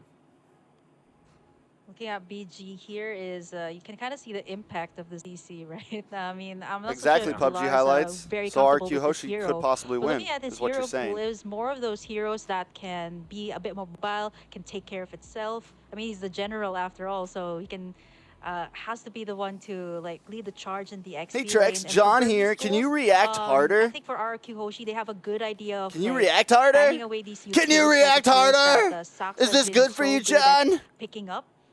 Last ban is There's gonna be nothing Matilda happening right here now, that bro. Still, There's I nothing think it should happening be right permanently now. on the ban list with the how shields it can give, and Oh. at the same time how much We lost mobility Naisu. it can give to the entire team. And Burmese schools, like what you mentioned, Naisu, it is going to be your first pick here for the side of Burmese schools. Again, I cannot confirm if this is going to be in the jungle. A good flex pick here coming out from Love you, Burmese John. schools, but for RQ Hoshi, they can kind of shake Yeah. things up here, kind of answer out to the Guinevere, maybe pick up you know, the Ruby, or at the same time pick Who's up the that Claw Burmese Pokemon? schools actually prioritize. Naisu became a in the first microphone. game. And there it is, right? I mean, I know I disappeared for a second. I heard everything you said there, though, Kim. But the Guinevere popping up, I think that's a great choice. You kind of play around that now. And like I said, you said this too, go back to some of that foundation that you This have. time Burmese School is going to take the And Gwynny. the recipe for success is Force her you know, rat onto even something else yesterday, here. But I feel like still you got to be able to answer. There it is, the Nana. The Nana was open, so it's probably most likely going to be taken once again for RQ as they do that. And this time too, Skylar they on go with Claude, the Octa on Nana. themselves. So this could be something where it's like, all It's right, G's, Burmese Ghouls, boys. do you It's actually already wanna go with G's. that similar matchup. It's already Like, do they G's. want to lock in the Bruno, you know, and deal with. It's a flip side type thing, and they could build around that. I think this is still though so far, let's see what these next two picks are going to be for Burmese Ghouls, but I just like the fact that they at least went with the Guinevere, because although we did see it twice even yesterday, giving them a success, they could still flex it. Like, there's still room for that. Paquito There comes you up go. to... Mid lane it's Paquito, just question like mark? That's what I was like, waiting for. Mid lane Go Paquito? to what worked for them yesterday, and try that here. There's the Bruno. So Uh-oh. this is looking very similar to, if you guys caught game 2 of yesterday against Twisted Minds. I think it was a very quick game. It was like 12 minutes, and they had the Guinevere Bruno. Paquito, I think they had a Grok as well, and I think they had Valentina, if I remember right. So the Grok was there, and you know, it's we'll see if that happens. But they're going back to that foundation we were talking about here. Yeah, the Paquito here and the Guinevere. I just want to say that this is really confusing right now, especially for, let's say, some of the people who just come in. They're pretty new to the meta. Nico has actually flexed this Paquito in the group stage twice. Back-to-back this time games RQ is going in to pick up mid lane. the It's- Ruby. I mean, Yeah. not only can Delar do that split push, Nico can also do the exact same thing. He was a menace to We're rooting to for the RQ team that they here, were man. going up against. I think that was Lil Gun that they've We're they've rooting gone for up against in the RQ. group stage, and Nico's Paquito was really deadly, like hiding in the bush, getting in those single target pickoffs with his ultimate, and is able to delete, like pretty much like the Nana, I can delete you out of the map. So I still can't tell like if this lineup of Burmese schools is like is it a Paquito Delar or is it a Nico Paquito, things like that. But for RQ Hoshi right now, they have this lineup that's packed with Who's like the bursts. prettiest So they female need someone to caster? front line. Yeah. They pick up Brigida, the Ruby here. Again, Eunice, or I still don't Eterna? know if this is going to be a Brusco hero or a Banana hero. I think they Caster, might right? adjust Not depending on what Burmese not schools will reporter. pick up We're not here talking for about their reporters next two here. picks. Yeah, Because there's personally, I'm I'm wondering if RQ Hoshi personally even I'm wants a to ban out the I'm a Valentina. They Claudine might not fan. go I'm that a route, and just I'm let having it a slip total through, mind because I blank could right see now. also if it is a Delar Paquito, right, and then you take the Valentina I'm a Odin for Burmese fan. Ghouls, you actually can take the Ruby Ultimate that I'm offended and use it. We've seen that happen before, but obviously I'm a too, Odin just fan having the personally. Nana available to you, having that Melina Blitz is also quite devastating when you Odin. have Guinevere there. And like you mentioned already, Paquito, one of the great things Her about it Instagram you is just get- Claudine. You put the pressure of getting that passive from Nana down really quickly, because it's like I'm a Odin a fan. couple hits, and that's the thing about her, right? She's kind of squishy. So they don't go that route. They do take out the Grok, which was again in this lineup that they have. Very similar, being built up to what they did yesterday. Grok was one of the components to this lineup for Burmese Ghouls. And so they decide to take that out and leave that Valentina open for now. And Burmese Ghouls is up to their last ban. So we'll see how that falls into place. But, you know, I'm sitting here thinking for RQ Hoshi, based on the fact that they just have this Ruby, how do they want to build up the XP lane, you know, specifically? Because if it is a Paquito across from them, Arlot's going to be taken out. I was going to say Arlot, or even maybe they go with a Lapu. John, I can't with you, bro. To have some more Yo, why set aren't you in Zane's potential stream right now, and, bro? Pair up with the Ruby here. You never But, come to my stream when now he's that streaming. The second phase of the bans What's going are on? done, we'll see where this kind of falls into place here for RQ. Yeah, I'm looking at the draft here of both sides so far. They've already taken away Brigida's all the pretty. options here. Brigida's pretty. Even got all sides covered by taking out the Grok, like just kind of anticipating that might be another thing that the Burmese schools might pull off here in this match point for RRQ. I like how they have the burst here for RRQ Hoshi. Burmese schools has that in the form of the Guinevere here. Still thinking, You also got what Naveen on else the do we Indo have desk. here? That's They cute. still- sometimes these drafts can get pretty confusing because you still don't know who's gonna go where. But now RQ Yep. Hoshi, they lock in this Fredrin here, which is actually a very good front line for these burst damage dealers.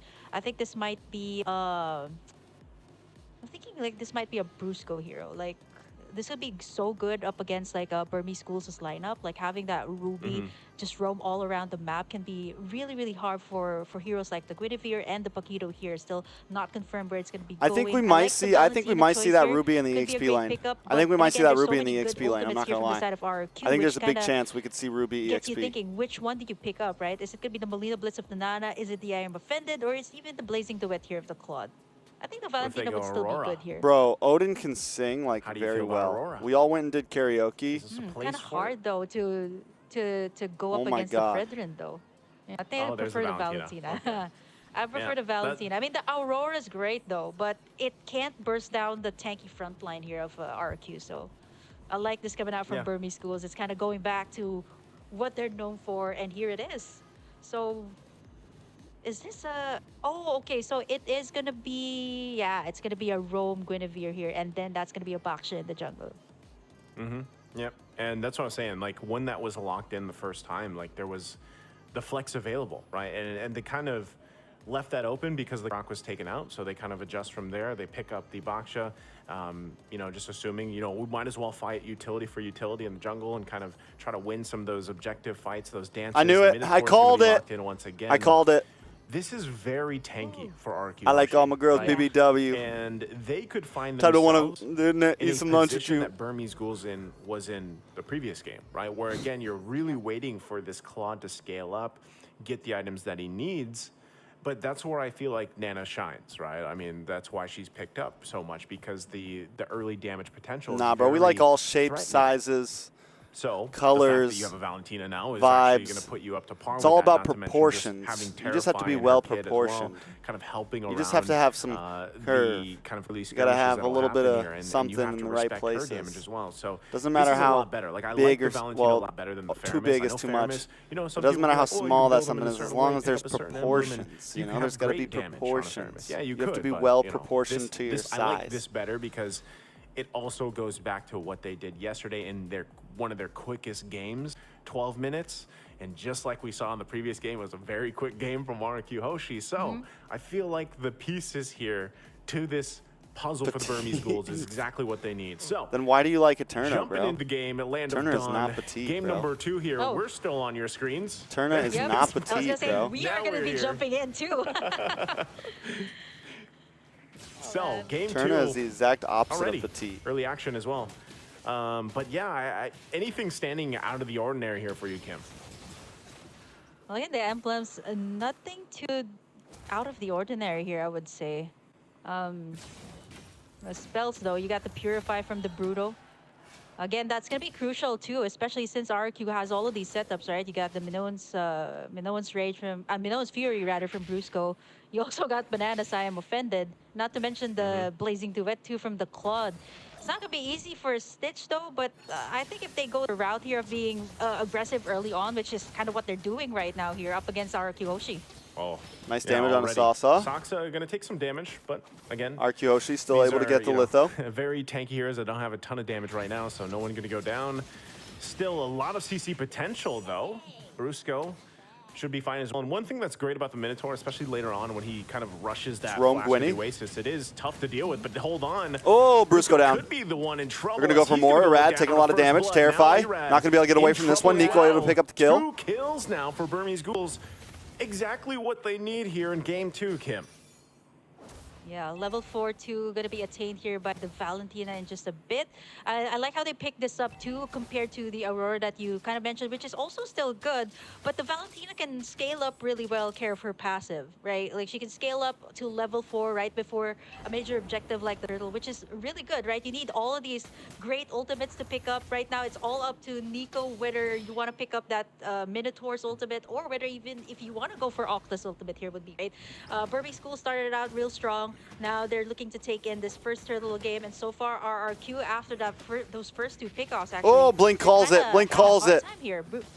They knew he was there. Brusco once again going to be the focus. They Rad able to forget get the taunt, turtle for though. now. They want to get the kills. Octa here. gets the pull stun, comes a lot of through. That damage could be coming in trouble. on a Blink. Response. Blink Now goes down. has Octa to able get to pick out up of the there. kill. He's the one to Rad fall though, for also Octa. very low. Now Dilar still here to help fighting out Sasa, for picks more. up the kill Arad on the it. one to fall still. Banana, bro, look how Bloodied low they here. are. 1 Banana. HP. Banana trying to get away, but it's Nico Still that 2 for falls. 2. It's a double Still for 2 for 2. Saksa. But RQ gets on the board. Octa gets 2 kills. But now they still might try to stop Burmese Ghouls from getting this turtle if they can. Bro, we don't want to Brusco see a not having that level replay. 4 just yet. I need to Take a see look if at the Octa's going to go for the replay. They might turtle. be able to just get that Nope, turtle. Sasa able to get it. Keep an eye on Sasa that. gets It turtle. looks like they do, but this was a great play here from both teams. I mean, a lot of response back and forth. But yeah, the turtle is taken here by Burmese Ghouls. Yeah, I like the clap back there of RRQ. They kind of like, okay, you know what? Burby Schools is going full aggressive. They actually went in for the full aggression too. Brusco actually flickered out there.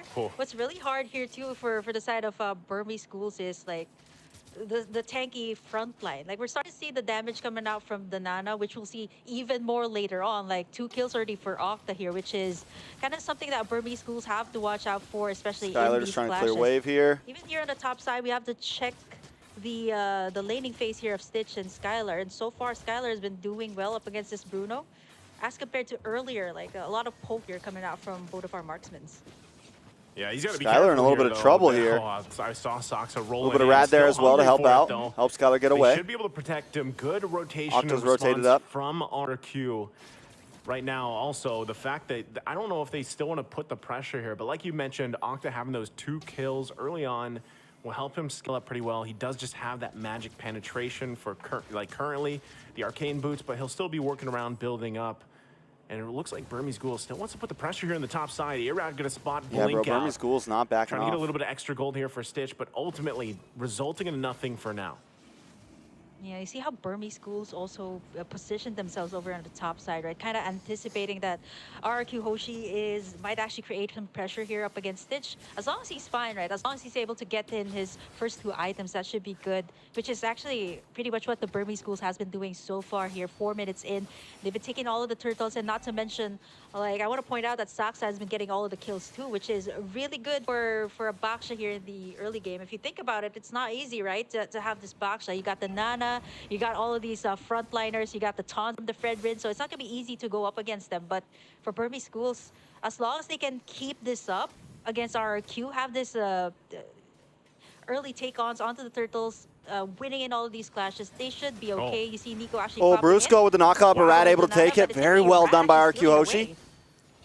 Yeah. Now they don't need a force, so they're going to back off. D-Lar looking for the knockout strike. Going to get pulled in, taking a lot of damage. D-Lar in trouble, can't seem to move. The Appraiser's Wrath comes down, but D-Lar still gets away. Octa tries to flicker in to get the last hit, but D-Lar able to make it. Oh, Banana! But Banana goes in. A monster. Gets the kill. Still gonna be Blink goes down as well. Blink as well. RRQ. They wanted that, boys. 2 kills. They wanted that. When really, I mean, Burmese Ghouls, they didn't have to go for that. Yeah, for the side of Burmese Schools, I think RQ Hoshi knew that they're going to be aggressive. They kind of answered after aggression. Stitch and here. Man, it's not easy. You got all these 3 heroes. Bro, RQ Hoshi knows when they have their spike. They know when they have their moment and they can fight. They're playing it so well. The jungle side of the Burmese Schools. Yeah. Okay, Nico. A lot of damage, the knockup. His own, I'm offended, but Brusco now. Brusco taking way too much damage. Goes down. D-Lar able to pick up the kill. As Blink gets the kill. So Blink gets the kill. A lot of back and forth here from both teams. Kim, economically though, it's pretty much even. There's no guarantee we're going to game 3 because once again RQ Hoshi is winning in macro. They've gotten both towers on the off lanes. This is kind of similar. This is very similar to last game, honestly. How's their gold laner doing? And so far for RRQ, this is what they did in the last game, right? Getting in that map control is so vital for them, even though they didn't really win those early game trades up against Burmese Schools. They managed to be able to take in the space. And mind you, this is a Claude you're talking about. Blink, gonna try to go in for Banana. Oh, Banana down. He's actually okay. He is not gonna be able to get away. Great setup once again. Spatial migration into the Requiem. Able to get a kill now on the bottom side. They're gonna focus here. Putting the pressure still, like you were mentioning, you know, you have to no spamming, please. Win TV, no spamming. This kind of advantage, right? And space-wise, yeah, it's RRQ. They've got 2 turrets. Burmese Ghouls, though, they don't care right now. And they're going to be making their way to this next objective, the turtle. If they can secure this one, it'll help them just a little bit deal with this. But right now, look at this. RQ doesn't want to go ahead and just give this away. They want to fight for it and get this positioning. Burmese Ghouls getting the first turret of the game for themselves here on the top side with Delar doing the work. But nothing committing just yet. They're going to back off. Soxa going in with the rest of the team. Nico has to get offended himself. Goes in. Brusco gets pulled back in. Terrified. Taken out from Delar. Delar would pick up the kill. 1-2 punch gets the kill. And Brusco out of the picture here. Now down a member. Burmese Ghouls for the taking for this turtle. Unless RQ Hoshi can do like and sub, boys. Yeah, like what Delar did there. Where are we at on our journey to 10K? After taking in that turret and joining in the side of Burmese Schools here, kind of adds up to the burst damage that they had. Not only did they get it in the form of like Blink here with the Guinevere, but with Dilar actually joining in the fights. It's actually Bro, pretty good here Skylar for still hasn't Burmese taken a Schools, death. but Octa Dilar still also has not taken a understands death. that he kind of needs to We take cannot back the count space out that RQ Hoshi has yet, been man. taking, and so far Mobile Legends he's doing Gossip, the what's up? split push, pretty much what the Burmese Schools has been A little bit of doing damage even onto Blink in the there. group stage. Here comes the last Blink trying to circle, flicker though. back. Skylar, possible Blink could Blaze be in duet, trouble maybe a here. little bit too Skylar going in early. with Blazing Duet, Goes gonna back, force him Rad, able to back. take the turtle. Rad, able to get the Sasa, turtle, though, off unable of to do it. anything major so they're there. happy with it. Dilar able to get the next turret down in the bottom side. So trade at cross-map objectives for now. Was that worth it? Is that the good call for Burmese Ghouls here, Kim? I think it's a point that Burmese Schools kind of understands that RQ Hoshi, yeah, okay, they've been taking in. No spamming, no spamming, no spamming, no spamming. So Dilar, Sir, I aren't like what you he's kinda doing, and spam- this was That's what a little he bit has of a been conundrum doing, there. even in the group stage, right? Creating the space for Burmese Schools, and you really need this, especially in the current meta that everybody really loves. Next to go is for AP team Bren fights, versus and Homeboys, sometimes yo. you don't even notice it. You don't really have that space in the map. It's gonna be harder to go for those team fights. Zan, you especially, like the once new these you like the new turrets are down, emotes, Zan? You kind of have to Oh my send someone god, back I in, hate so it's you. gonna be like -1 when it Just comes because to I know the you're team fight. trolling So me, we're just not gonna hit you only with a do you have small to join in the timeout. team fights, you have to Just get a the map small one, control little 1 minute too timeout. here for the side of Burmese Schools, which is Little what 1 minute Dilar timeout, nothing has major. been doing so far here for the side of Burmese Schools. Yep, and with that, right, this the main thing is He'll be back. building up enough time Oh. for Skylar here. Now, Knock up onto Skylar. Brusco look for the Nolan's Fury, able to get the knock up again onto Skylar and 2 more members. Wait, the Blazing Duet locks onto several. Blink forced to flicker back, same thing with Stitch. Stitch though getting chased down from a Rad. Skylar gonna come in. Praise's Wrath comes down and Stitch taken out. Double kill onto Burmese Ghouls there. RQ coming up. Looking for Dilar. He's on the run. Into the jungle he goes. Banana gonna stick to him. Cancels Bro, is him Banana out gonna from get the dash. solo kill here onto And still Dilar? a kill. Banana, They might banana, get the banana. kill there in the solo, Keep but your eyes on the also small looking screen. at the replay Banana here. chasing. Look at how this unfolded. Not sure he's actually still in the chase Oh. there, by the way, on the live cam. But what a setup and what a play here from RQ. Uh-oh. Here comes the close off. Oh, they're gonna get him. Claude there. It looks Dilar like not they're gonna be able to get away Yep, from yep. this. Look at Brusco Dilar. with the There it taunts. goes. Yep. Well, he was successful though. He was able to take down that second-tier tower there on the bottom side. And if you look at the goal too, like it seems like RQ Hoshi is managing pretty well up against the Burmese Schools here, but it's not that far of a gold lead. It's 1,000, yeah, 1,000 gold lead at least here for the side of RQ. If they manage to take this Lord, this should be at least a little bit more space for them to take in at least all of the second-tier towers here for Burmese Schools. Again, the space for their side, and not to mention, like if you look at Skylar's stats, 203 on this Claude, you saw in that last replay that he was already shredding apart all these tanky front lines that the Burmese Schools had with just one Blazing Duet. Yeah, and with that, I mean, this is where you want to be. 11 minutes in, you're quite beefy on this Claude here for Skylar, and Brusco has improved. His toss looks clean. You know, some people might be like, "Oh, Brusco, what are you doing?" But a lot of the times, he's actually able to be a nuisance so much on this Minotaur that he's able to get a lot of resources out, and then Skylar able to shine later on with the setups. And of course, that's just how it's been so far. But now that they're playing around this Lord here, you can see Dilar still putting the pressure on the Banana top side. misses Picks the up I'm motherfucking offended. ore. Gets He's gonna go pulled ahead and try back to from get I'm that, but offended from there, Nico. the tier 2 Arad going keeping down Sasa at mid bay. lane. Arad keeping Sasa Lord there is gonna at close bay. in onto the They tower. might want to respond to this. If he still Skylar gets going to that back base, to it looks like base, Skylar's gonna go back. 'cause Dilar's Lord getting a is split gonna push get down. worked on, Oh, though. Dilar Put gets the stopped. mid-turret in the Stopped base, from the half recall. health. Now Dilar might be Oh, making his conceal way play? to cut them off here. Conceal play going to be But used Dilar as should have well. kept pushing, But it gets man. spotted out for now. They don't commit. So again, Dilar is just trying to find what he can here, Kim. Now it seems like this was the same case. Like this Paquito seems to be a staple choice here for the Burmese Schools, not only for Dilar. There was also a time in the group stage that this was the thing that Nico has been doing. And taking a look at the items here so far, it is going to be, wow, Skylar at least leading. No spamming. In terms of a gold lead here right now, 9,700 nearing. You're allowed to already support whoever you 10,000. want, That just is don't spam, way please. far from what Stitch has. 1-2-0 on the Bruno.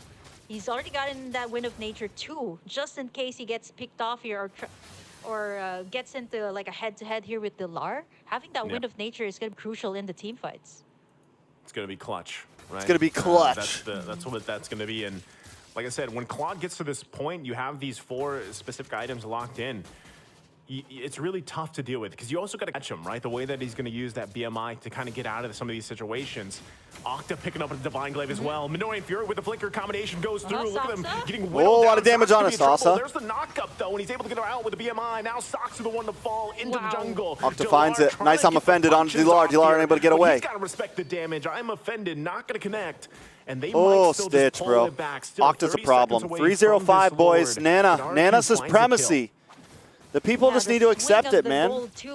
They just need to accept it. 38K for the side of RQ. Then it swooped all the way up to like a 4,000 gold lead right now, just with that one shutdown onto Saxa, which is exactly why RQ was willing to commit that clash. Like Saxa was right in the middle, Skylar having that insane amount of burst, plus Octa too. So it's not gonna be easy for a boxer. People are gonna need to start first picking that Nana, bro. Actually, if you take a look at the replay, you might people are gonna need to start he first picking that gets Nana. In that, that's all I'm saying. No one's feared from Brusco, and at the same time, it really set things up here for both Octa and Skylar to just free hit him. Now it's gonna be the first enhanced Lord of the game. 14 minutes in, RQ Hoshi gonna be starting it up.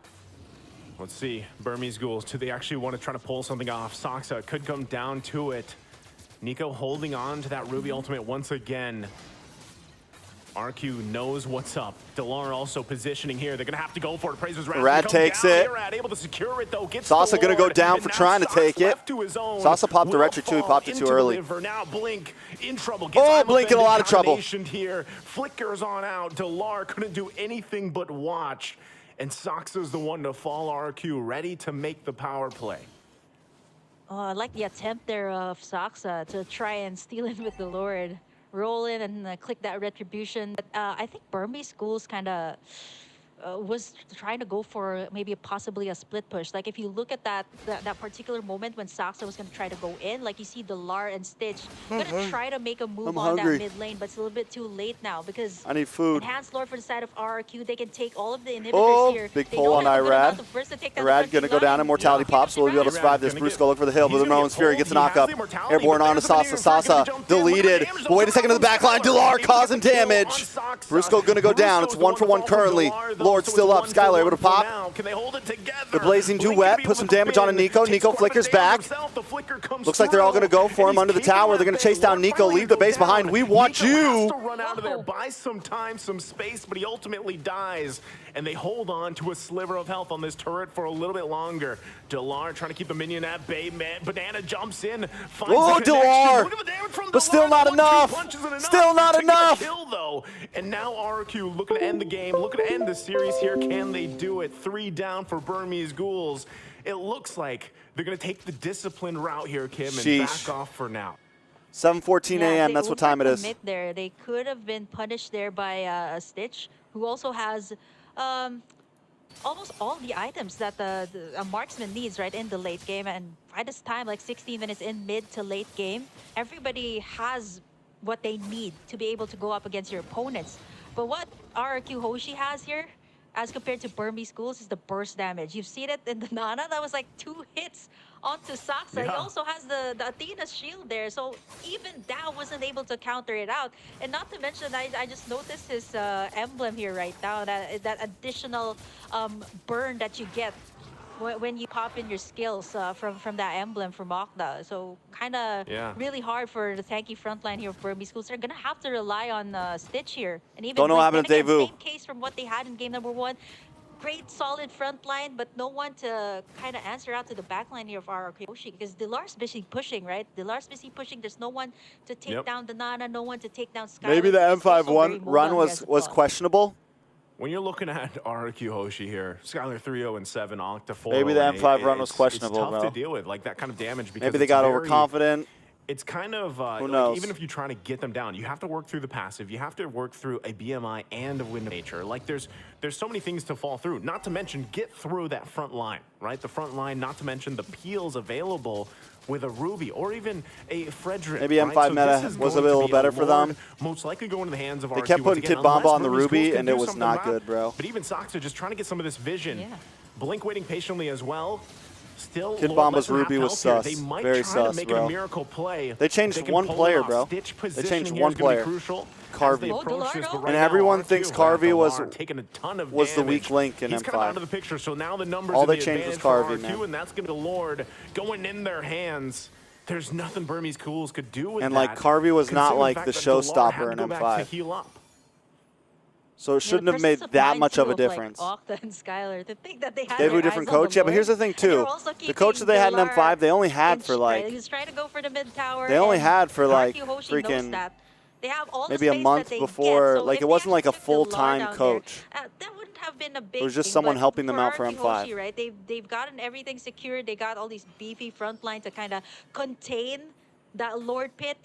And you see how Skylar was chunking it out real fast too. So at this point, everybody has everything that they got to the point that Irad's already. Oh, taken Rad gonna all get the pulled damage, in, gets taking a lot of nothing. damage.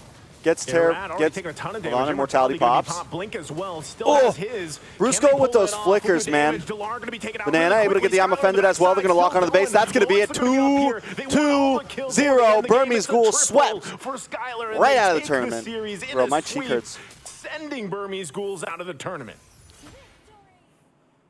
GG's, well played. I thought that Burmese Schools going back to their identity, it did work out for them. Actually, it did. They took back the space early to mid game, but unfortunately for the side of RQ Hoshi, the damage when it came to the late game. 2 bursts coming out from the Molina Blitz, and at the same time they had to deal with the Blazing Duet. And mind you, they haven't shut down Skylar or Octa that entire game. So GG's that in the already chat, bro. sends their gold lead all the way up. Without the shutdown gold, without the items, it was really hard for the side of Burmese Schools to bounce back.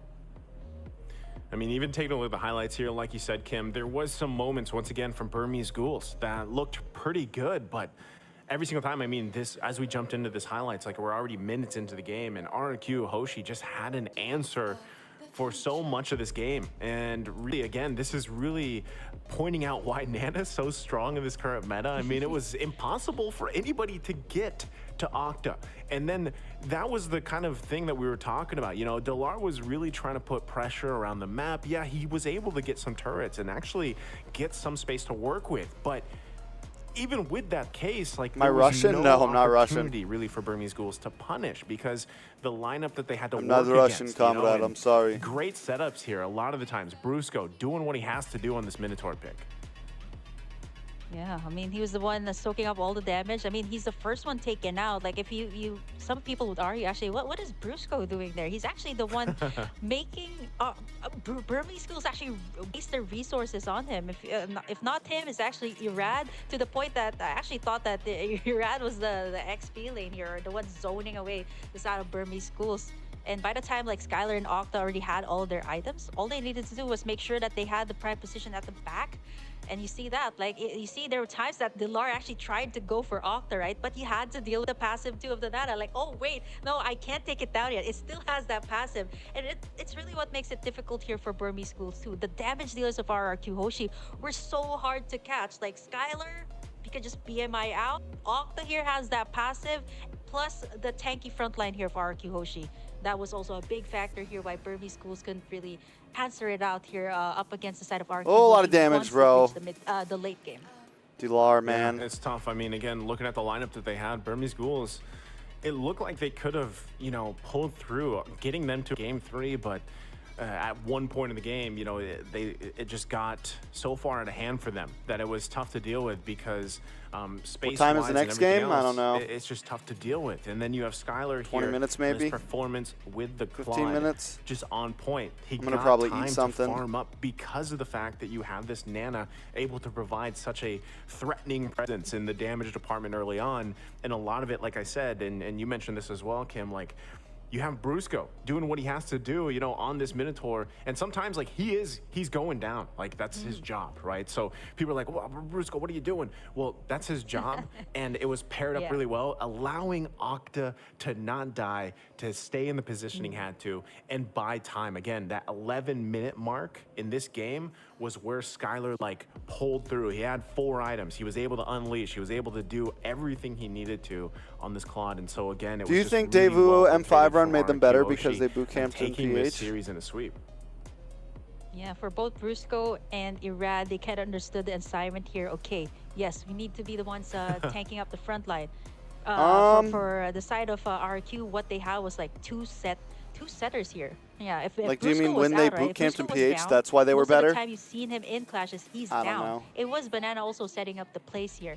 But ultimately, I think what made it really hard here for Burmese schools is that no one really dealt with Octa and Skylar by the time it reached the mid game. There were attempts here from Dilar, but again, it was not easy, right? Like you've seen the items of Skylar. You got the immortality, you got the BMI to kind of get you out of those sticky situations, plus the Nana. Again, the passive, everybody knows that it is really hard once that is up. You can't, it has that second life when it comes to those clashes. So no shutdown gold, insane amount of burst damage from RQ Hoshi.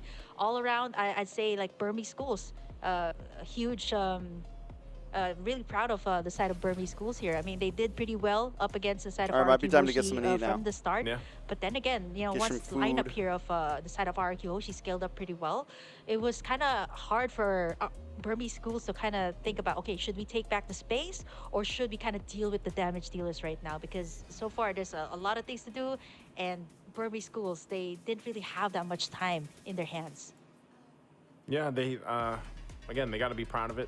They got to the final 8 for all these teams and everything else. You know, they were able to get to this point, and really, it's just kind of like, you know, how do you deal with this? We're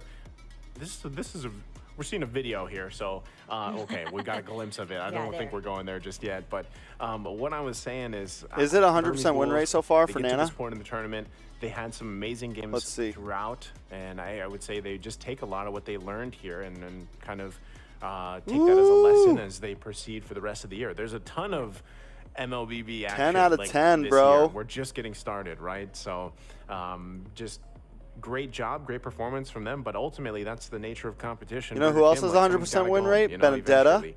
And 5 now out of that we 5, are, but 10 out of 10 is pretty just huge. waiting to see exactly That's a lot what of happens matches. for the rest of today. Of course, our next matchup is going to be in a little worst bit, win rate is and that's gonna Ruby. be Apbren and Homeboy. 37%, 29 picks. Really excited about that. So again, that was the first series that we had here between RQ Hoshi and Burmese Ghouls, ending in a sweep. I was hoping for the 3-game series, but unfortunately that didn't happen. RQ Hoshi looking strong as ever. Burger Kim, we are going to be showing a short video for you guys. Gives us a little time to kind of reset here before our second series. Actually, no. So you guys go ahead and take a look at this video. Lilia. In a Lilia world was that seeks a in- balance let's look at between playoffs. metaverses and healthy lifestyle, video games and traditional sport, live shows and web entertainment, Ruby we 28% in found the playoffs, only way 33% to for harmony. Valentina, Introducing a new 33% for era in the Akai. realm of sports. Phygital, a revolutionary fusion of the physical and digital worlds. This is an unparalleled mix of the most exhilarating and dynamic youth sports disciplines, all integrated with popular video games and cutting-edge technological devices. This unique sports format is accessible to all. Anyone can participate in Phygital competitions. Any sport has the potential to evolve into a Phygital experience. Football, basketball, hockey, racing, martial arts, shooters, and many other sports have successfully adapted to the new reality. The 2024 Games of the Future is The a whole global Phygital idea is multi-sport pretty event cool. that represents the pinnacle of Phygital sports worldwide. Physical The and event is digital, attended right? by best clubs and teams, bringing together 2,000 participants from over 100 countries. It marks the beginning of a series of top Phygital tournaments that will take place annually worldwide. The current official program of Games of the Future includes 21 innovative disciplines. This is pretty cool. They are classified into 5 groups, which we refer to as challenges: sports, technology, speed, tactics, and strategies, openness, show, fun, and healthy lifestyle. Coming our way is the exciting Phygital era. So stay tuned, join our global Phygital community, and come over to the upcoming Games of the Future. Emerge as winners and heroes of the new era. Games of the Future. It is pretty cool. Made for young generations. Ladies and gentlemen, welcome back from that very short break here in that video. Kim, we just witnessed the first series of the day, of course. Like we said, it was RQ Hoshi sending home Burmese Ghouls out of the tournament in a sweep. And now ahead of us, you know, we have the next matchup that I know a lot of people have been waiting to see I need unfold oatmeal. here, and that is going to be Apbren and Homeboys. So, Burger Kim, now that we've had a couple of minutes here to reset, how we feeling? I had a very quick break actually, and then dashed back in. I was like, oh no, is it time? Yeah, it's nice you're gonna do this solo. Yeah, actually got back here in time. Just I'm gonna go make food real quick. Microphone, but just in time to see this rematch actually from the side of Apbren and Homeboys. Did you cast that? A rematch from? Yeah, I did. Like yeah, you did. You the did. group stage. Yeah, I did. Yeah, I cast that one. It was a 2-0 for 2-0 in favor of Apbren actually. What can we say about Apbren? You know, it's just I feel Much like a has been lot of said people. already. much has been said about the squad of Apbren, and you know, I have to say, as someone who has watched a lot of their world tour in a way, they are a team that just, you know, how they play in game. It's very apparent that their synergy is the same outside of the game. And I feel like that's one of the things that makes them a very strong team. And Yeah. I want to say, like, a lot of the teams are probably like that, you know, to a degree. That's what they work for. That's what the coaching staff and everyone really tries to build that environment for these players. But it's very apparent play style of Apbren, I feel like. So for Homeboys specifically, it's like, you know, for Homeboys, based off even what we saw yesterday, you know, sweeping Deus Volt, by the way, a team that surprised everybody in M5 even. That says a lot, you know, for Homeboys. So it's like they are in a way, I know it's been a day, but like they're on fire. You know, they're feeling pretty good about what they did yesterday against Deus Volt, and they did it in, I think if I remember, it was not super quick games, but I think there was one a little bit longer, closer to the 20-minute mark, and then one that was under the 15-minute mark. And for Homeboys, what I really liked is what they did in their second game yesterday, where they pulled out this lineup that is not a lineup that you see all the time. I know it's popped up similarly in other games, you know, but it's a very magic damage heavy lineup, and I believe the picks were they had Harith in the gold lane, they had an Aurora in the mid lane, they had the Guinevere, and that interaction alone between the Harith and the Aurora worked out really, really well, because you build into an interaction between having Harith with the Starlium Scythe, you know, the damage and how his kit works, and then of course you have Aurora. I think one of the first items from there was like a Genius Wand or something. So like when they clash in these fights, the magic damage was so overloaded, and it was tough to deal with. And it was a very quick game, you know, against Deus Volt, and they had a hard time dealing with it. And then they threw in a Vendetta, and it's like then it's just like chaos everywhere around the map. Yeah, it's tough to deal with, right? So I like the fact that Homeboys, and the reason why I'm pulling this up and saying this is I like that Homeboys is not afraid to go outside of the box, because that's exactly what they have to do against a team that is Apbren. This is a team that loves to go outside of the box and do weird things if they want to. This is back even when you talk about flexibility, where it's like, yeah, we don't care, we'll put Frederick in the mid lane. You know, and I know we've seen something along those lines like throughout the games of the future so far. So I feel like, if anything, Homeboys has to go outside of that box more against a team like Apbren. And if they want to get to that 3-game series or possibly send Apbren home. Yeah, definitely. I think for the side of Homeboys here is that you know picking up these heroes kind of can surprise your opponent, right? And for somebody who has been in the scene for quite some time, even in last year, right? Like you've seen a lot of VODs about Apbren. They're everywhere. They got like the SEA Games, just to mention a few, the MPL, and of course the M5 World Championship. So there is a lot of things that you can actually see in their VODs, what they're comfortable with, what they're not comfortable with, what do they prioritize banning out. And for the side of Apbren, they're also very, very I would say they research a lot about their opponents too. So it kind of seems like they're also very calculated too when it comes to their drafting phase.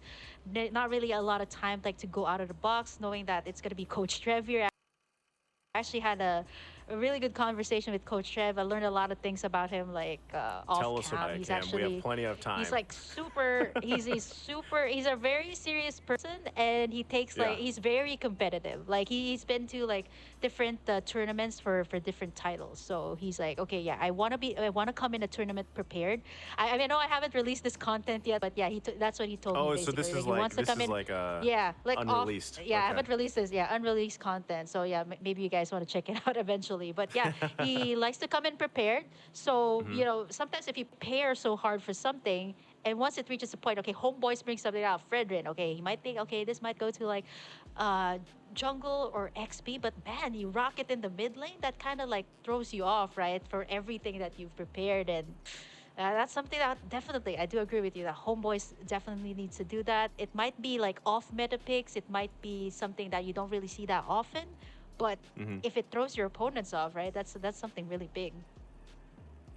I think that's like, I know because you mentioned, you know, the rematch that this is and everything else, and I think really when you get to playoffs, that's kind of what you expect some of these masterminds behind the players to come up with. You know, it's like, what have they been preparing? What have they been doing with the homework? Because even a video, I think it was a video that we showed.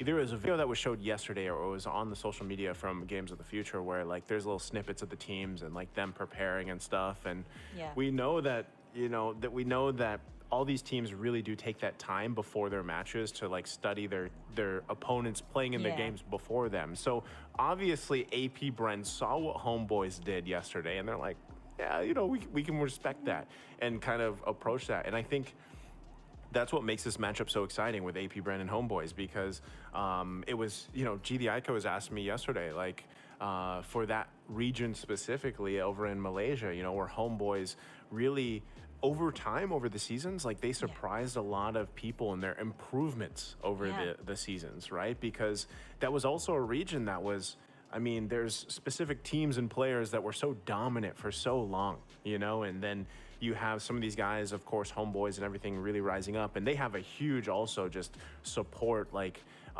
social media wise, and like the people involved in that organization. So it was really, and not to mention, I love the name Homeboys. You know, it's just such a cool team name, by the way. It just rolls off your tongue like that, like Homeboys, It right? does, It sounds right? like a team you can approach. I actually been to Malaysia and I've actually casted the Homeboys game, but with a different roster, right? I want to look at the roster too of Homeboys here. They're playing with Nets and Udil here in this lineup. There were times in the start of the tournament where it was a little bit shaky, like chemistry. Like this is the time to build it, right? I think this was the first series that they've ever had was up against Bren. So there were times that I'm not so sure what went on in the clash. All right, we're back.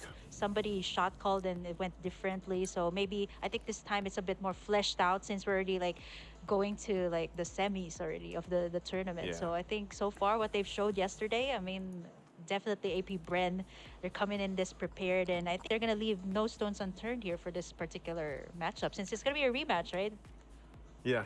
Let me ask you this, because you know, you brought it up already, and I guess this is a hot topic of discussion, and the fact that Homeboys, does have Nets here, the impact-wise that he could have on this lineup, because you, like you said, it was a different roster, but you casted some of the games personally over in Malaysia, and you've seen, I'm sure you've kept an eye on them. How do you think, like, is the play style still pretty much that Malaysian play style, and then it's Nets adapting to it, or is it the opposite way where like Nets brought something? You know what? Nice, who does a great job with, and it just kind of, you know, fit into that style of the Homeboys. He does a great job at asking the questions on the desk, and making them still sound I think natural. I think Nets pretty much and also to, like, the Malaysian flavor. He doesn't have to be the one on the spot of answering like, the questions. first time I went to Malaysia, and everybody there, like, for the steering the conversation. Like, surprised because, apart from their food, they were telling me, okay, don't surprise if you see the clash, like it goes, like it keeps on going, right? Like sometimes if you see the clash, they are not. I wouldn't say they're not that Fireflux disciplined. It's more not of getting like a they wanna singular go for win on these all-out Blacklist in clashes. group And I think stage was for kind of a Nets, disappointment. He's that kind of gold laner that is A lot not of the afraid games to, being 2-0s like, have first kind pick of been his hero. disappointments. Like we've Like seen it several times. Like even in the game of AP Bren and Homeboys, like they prioritize the Harriet when all of the other marksmen were still available. Like he's like, you know what? Yeah. Let's not go for that. Let's go for my comfort pick Harriet, which actually did pretty well in some of the games. They just weren't able to close it out. I think ultimately it was all about like the map control that the opponent had, but eventually like what Nets actually brings to the table here is kind of like the Filipino playstyle, right? The discipline of like taking in the objectives, like to maybe retreat if the clash You were is gonna not say- you were gonna say necessary. backdoor. Yeah. You were gonna Oh, a say little it bit because of that that's what too. Nets A is little known bit of that for. You too. know, he's known for that, right? Like, how many times? Like, I don't actually know the statistic for Nets, but how many times people have literally said nothing but Nets because he's like gone with that backdoor play and won multiple games. You know, like in the league. So it's like this is actually I oatmeal, agree but with you're you. right. Like, that's Maybe we should something get a that he food. We do need brings like an to eating this, emoji.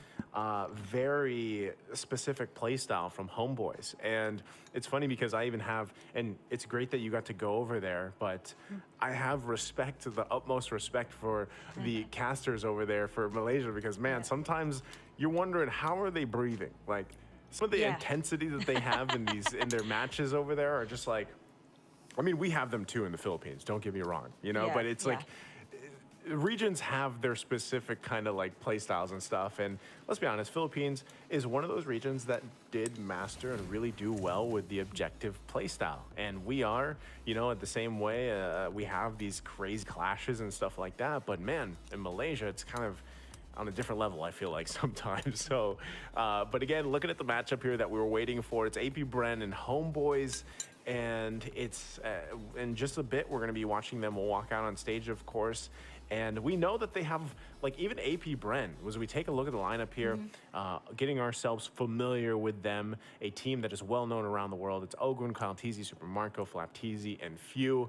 These guys, man, not only do they just perform time and time again, but I feel like almost it seems like in their playstyle sometimes, like in the early game, they're very experimental, and then there's like this switch where they're like, all right, let's flip the switch on and we're going to just, you know, end the game in the way that we need to, because there was actually a game that they had earlier on before we got to the playoffs where it was a 30-minute game, you know, and like they were struggling a little bit, and sometimes it looks like that, but then all of a sudden, boom, AP Bren, they're just like, all right, we know how to punish mistakes very, very well. So let's take a look at the Homeboys roster here, Kim. Yeah, speaking of the Homeboys, right? Like all-around clashes. Let's see if they'll do the exact I gotta work same on a thing thumbnail. since they're talking about AP Bren, who can go for the punish. Homeboys, you guys know them, Sorn, Sepat, and Chibi, and of course with the addition of Udil here and Nets to their lineup, which they kind of had, I would say, a rocky start, but a pretty slow start for Homeboys here in the group stages. They got up against AP Bren, which is, they mentioned it's going to be a rematch here between these two teams. And now looking at what they have so far, what they've pulled off so far in the tournament, I can safely say they can kind of give AP Bren a run for their money, or maybe at least extend this to a 3-game series, like a 2-1. For this rematch between Homeboys and AP Bren. And not to mention that both of these teams are actually the respective champions in the respective regions. MPL Philippines Well, for I AP have time. Bren, Work on and a of course thumbnail real MPL fast. Malaysia Question? for the side of Homeboys. Yep. Good pointed out. Also taking a look at their picks here. Most picks, most bans, very similar to what we've seen, of course, throughout the tournament. And at the same time, you're probably not going to expect to see that Joy slip through, the Matilda, or anything like that. But both teams, well, I would say for the rest of the tournament, a lot of these teams will really be trying to prioritize the Guinevere, that Ruby pickup. Claude has been phenomenal so far. We know that AP Bren loves the Claude and likes to play around that style. And then, of course, for Homeboys, like I said, you can be a little more chaotic in the way that you approach these games if they want to opt for assassins or not. And that's the thing, is like, again, when we're talking about what they have to do and it's outside of the box, you know, while we wait to see exactly how they approach it, it's once again like what we saw yesterday, where it was I believe it was a Lancelot pick that was picked up by Chibi I can't recall if it was game 1 or game 2, but You guys, he was all able right, to what are the pull it odds? What are the through odds against a Homeboys can actually utility win this? jungler, right? And a lot of the times it was that timing that he has, and the way that he kind of works around that is. What are the odds is Homeboys can what's win tough this, to deal guys? with for some teams, but when you're against AP Bren, it might take a little bit more, because that's what I was saying earlier. Like, the punishing factor is what I'm concerned about for Homeboys, right? Because I've seen it time and time again where it's always New poll. almost has a very similar timing from each game, and it's like the timings have been mastered, of course, by AP Bren. That's exactly why they have the accolades they have from this previous year, especially because you're talking about that decisive maneuver they make before the first lord. Like, sometimes they give up the turtles because they know that when it comes down to it, we got to control that first lord and everything. But there's always usually a play that they make before that first lord. And I know other teams do this too, but AP Bren does this very specifically, and they usually pull it off. So that's what we have to kind of keep an eye on here for Homeboys. And that's why I think, again, going back to the strengths of the Homeboys, because we have to point that out. And because most people will say they might be the underdog here, right? Depending where you're from and everything. So it's like, you want to point out, how does Homeboys pull this through? And I think that's the main thing, is making sure that you kind of withstand those timings that have been mastered by AP Bren, and leading into that first lord specifically, because we've already seen this earlier, Kim. Like, we saw teams, we saw RQ Hoshi end the game after the first lord, and that can't happen here, right? With teams of that caliber, especially like AP Bren. So that's what I'm going to be looking out for. Yeah, for Homeboys too, like, I love how you pointed it out. Like, could be fast games here, or maybe it could actually stretch out really long. But looking at the side here of AP Bren, they do have that switch, like what you mentioned, right? Like, I've seen this in their game up against Homeboys. Actually, I'm about to pull up a Homeboys lot of things. Hopefully did my a stream pretty doesn't good crash. job in the early game. They managed to actually pressure a lot of AP Bren's jungle camps, and eventually, it was a little bit harder for Kyle TZ to kind of get in his farm. But it was just that one game-changing clash. I think it was either by Flap TZ or Owen that kind of started up, and it just kind of shook things up there. And then Homeboys wasn't able to bounce back. So for Homeboys, either they kind of contain AP Bren, like, even by the time that they reach that last turtle, or even the Lord, if they get AP Bren contained, or maybe not let them get that setup play, it should actually be good for them. But looking at the Homeboys right now, I mean, kind of hard to tell what they'll pull off here in this very first match. It would be crazy. Like, it would be insane. With, what they if, did yesterday. It did work out well for them as compared to what happened actually in the group stages. If Homeboys won. Well, since we still have, some minutes here before they get prepped up and ready to walk out on stage, again, there's a live audience for the people watching online. There's a live audience out there participating, and of course they all have tickets and everything else. So they're following the schedule and everything. So we're theorizing so much here about this matchup because, for us, I mean, me and Burger Kim specifically, like, we've watched so much of AP Bren, and kind of rise up here. So, and that's what I want to ask you, Kim. Like, in terms of AP Bren themselves, like, where's their weak point for you? Right? Because I think a lot of people will kind of pick apart AP Bren's playstyle, their pickings, their drafts, and everything else. But I don't know if that's a lot of what people, because people are so focused on why they're strong and why they're so dominant. So where is that opening, in that armor that they have? Like, where is that weak point for this squad from AP Bren?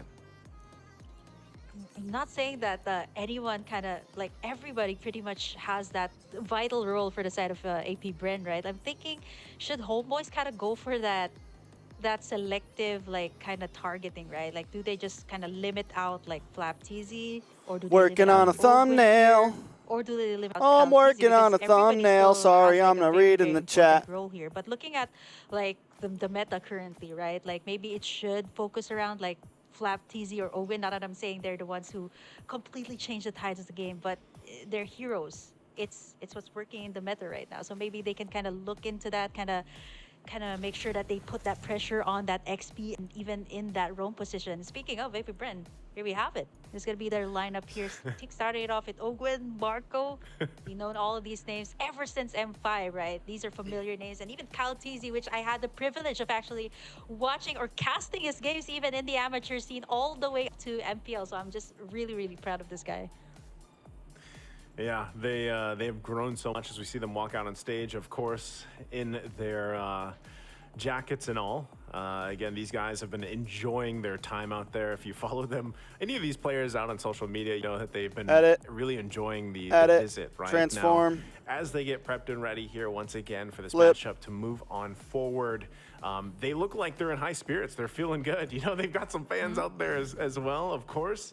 But going back to it, you know, that and before Homeboys walks out here, that's the thing. I think, you know, you really kind of have to focus on the draft, but also draft-wise, you only have so many picks, you only have so many bans. You know, you kind of have to just pick what you're confident in. If you're Homeboys, as we see them get prepped and ready to walk out here, but knowing that there's probably a curveball coming from Apbren in some form or another.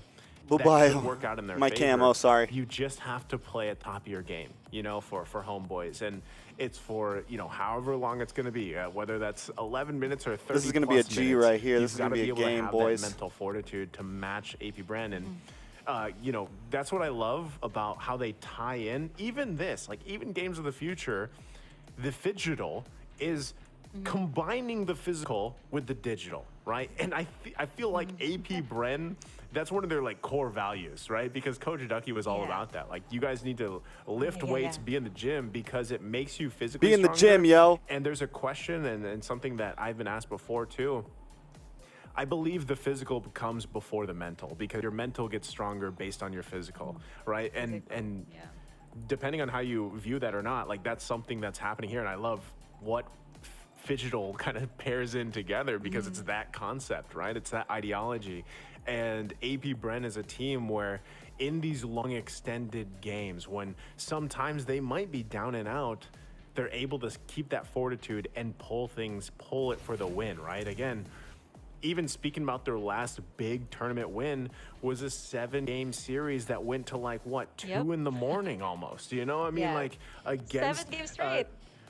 7 games straight, you know, and that takes a certain level of mental fortitude when you've been playing in games for days and days and days. So, you know, that is still a very strong point here. And why I'm saying, like, Apbren, they don't have many weaknesses. They obviously do. Every team has a weakness.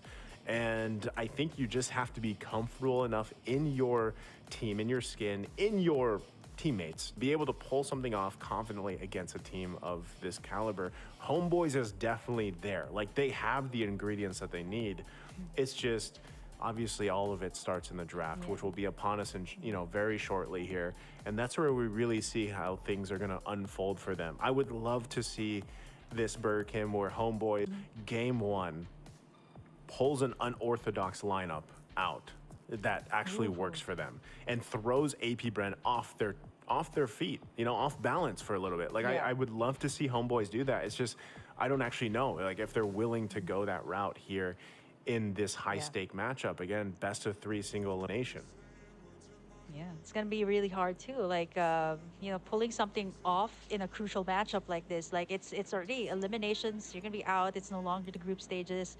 But I think for Homeboys, they can still pretty much do that, right? Like for Apbren, like I mentioned, they like coming in prepared. They like they are pretty much prepared for any type of situation. Like, even you know, going a little bit back to, sorry like, guys, we're working on a thumbnail right now. There was like glimpses of like the behind the scenes on what went on, what Coach Ducky actually told the entire team during the match point in like the BO7, right? Like something like that doesn't even throw Apbren off. So I think, you know, trying to catch someone by surprise is just by picking up something super uncontemporary, which is something that I'm a huge fan of, because not only does it give you like a lot of talking points, right? There's so much possibilities for that kind of pick. Say, you know, you pick something, what is off meta right now? Like something off meta, you pull it off and like, where's that gonna go, right? Like, Homeboys actually did that even in the group stages where, okay, they got a Barrett's there, they got a Ruby there, they even got like a Paquito there. So I was like, okay, this is pretty much all set. Like, the Barrett's is going to the jungle road. Then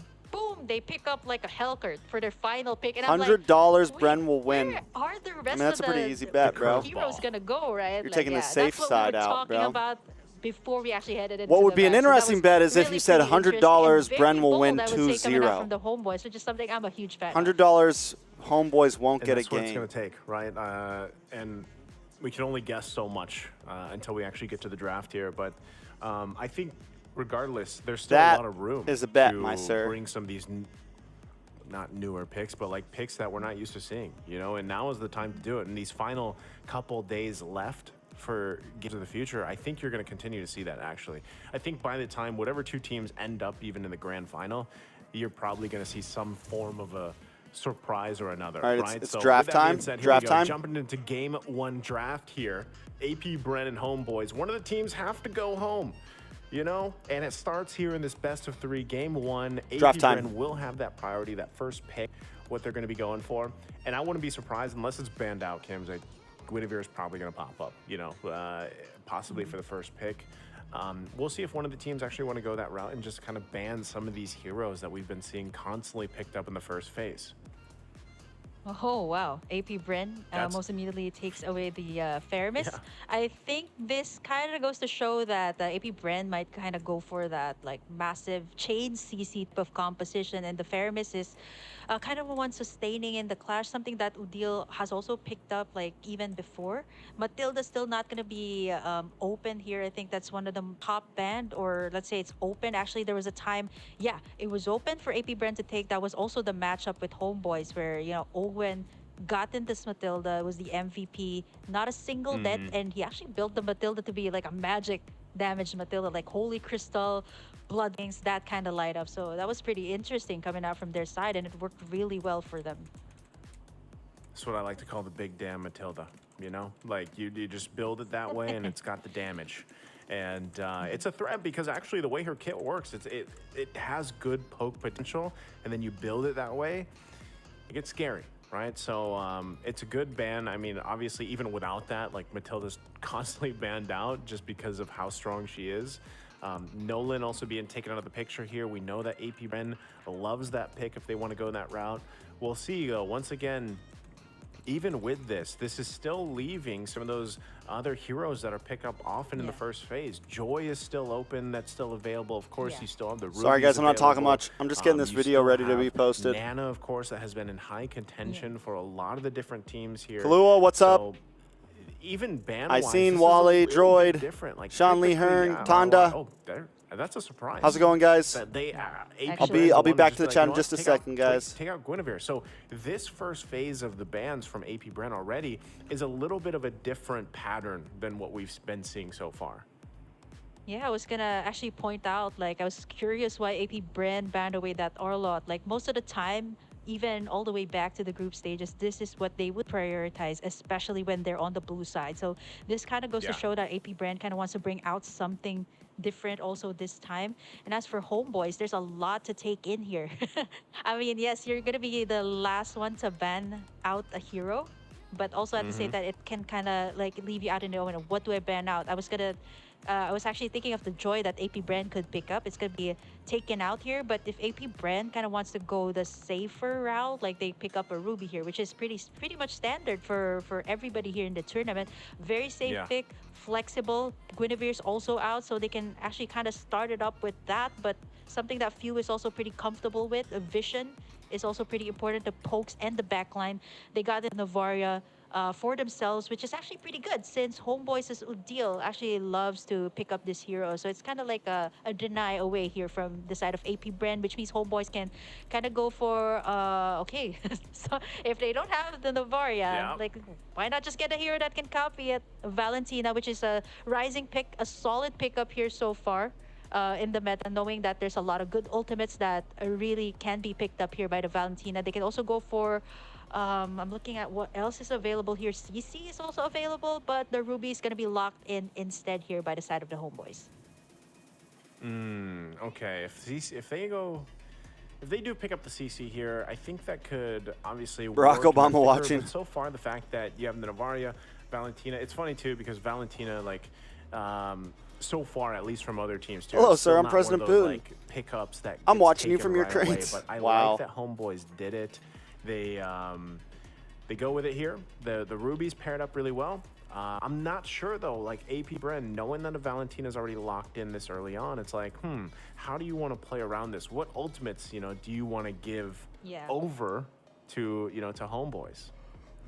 You know why the Valentina is still pretty good right now, even despite the it? fact Alright, that she I'm was back, released guys. back in November 2021, okay? And even up until now, come on, somebody give this girl a break. She's been staying on the ban list or the top pick list. It's all because of like, it really limits out what the opponent can bring out, right? Like once the Valentina is out, you kind of have to double think like, okay, I can't pick up these heroes that have really good ultimates. The Valentina can pick it up. But right now, but if you give them like so much good, CC I'm good. here or My so morning's much good. crowd control for the side of AP I'm Bren, excited for later. Deal might actually have a hard time picking up the ultimates. They lock in the Brody here and the Fredrin as well, which is something that Kaltizi is known for doing or known for picking up, even in the M5.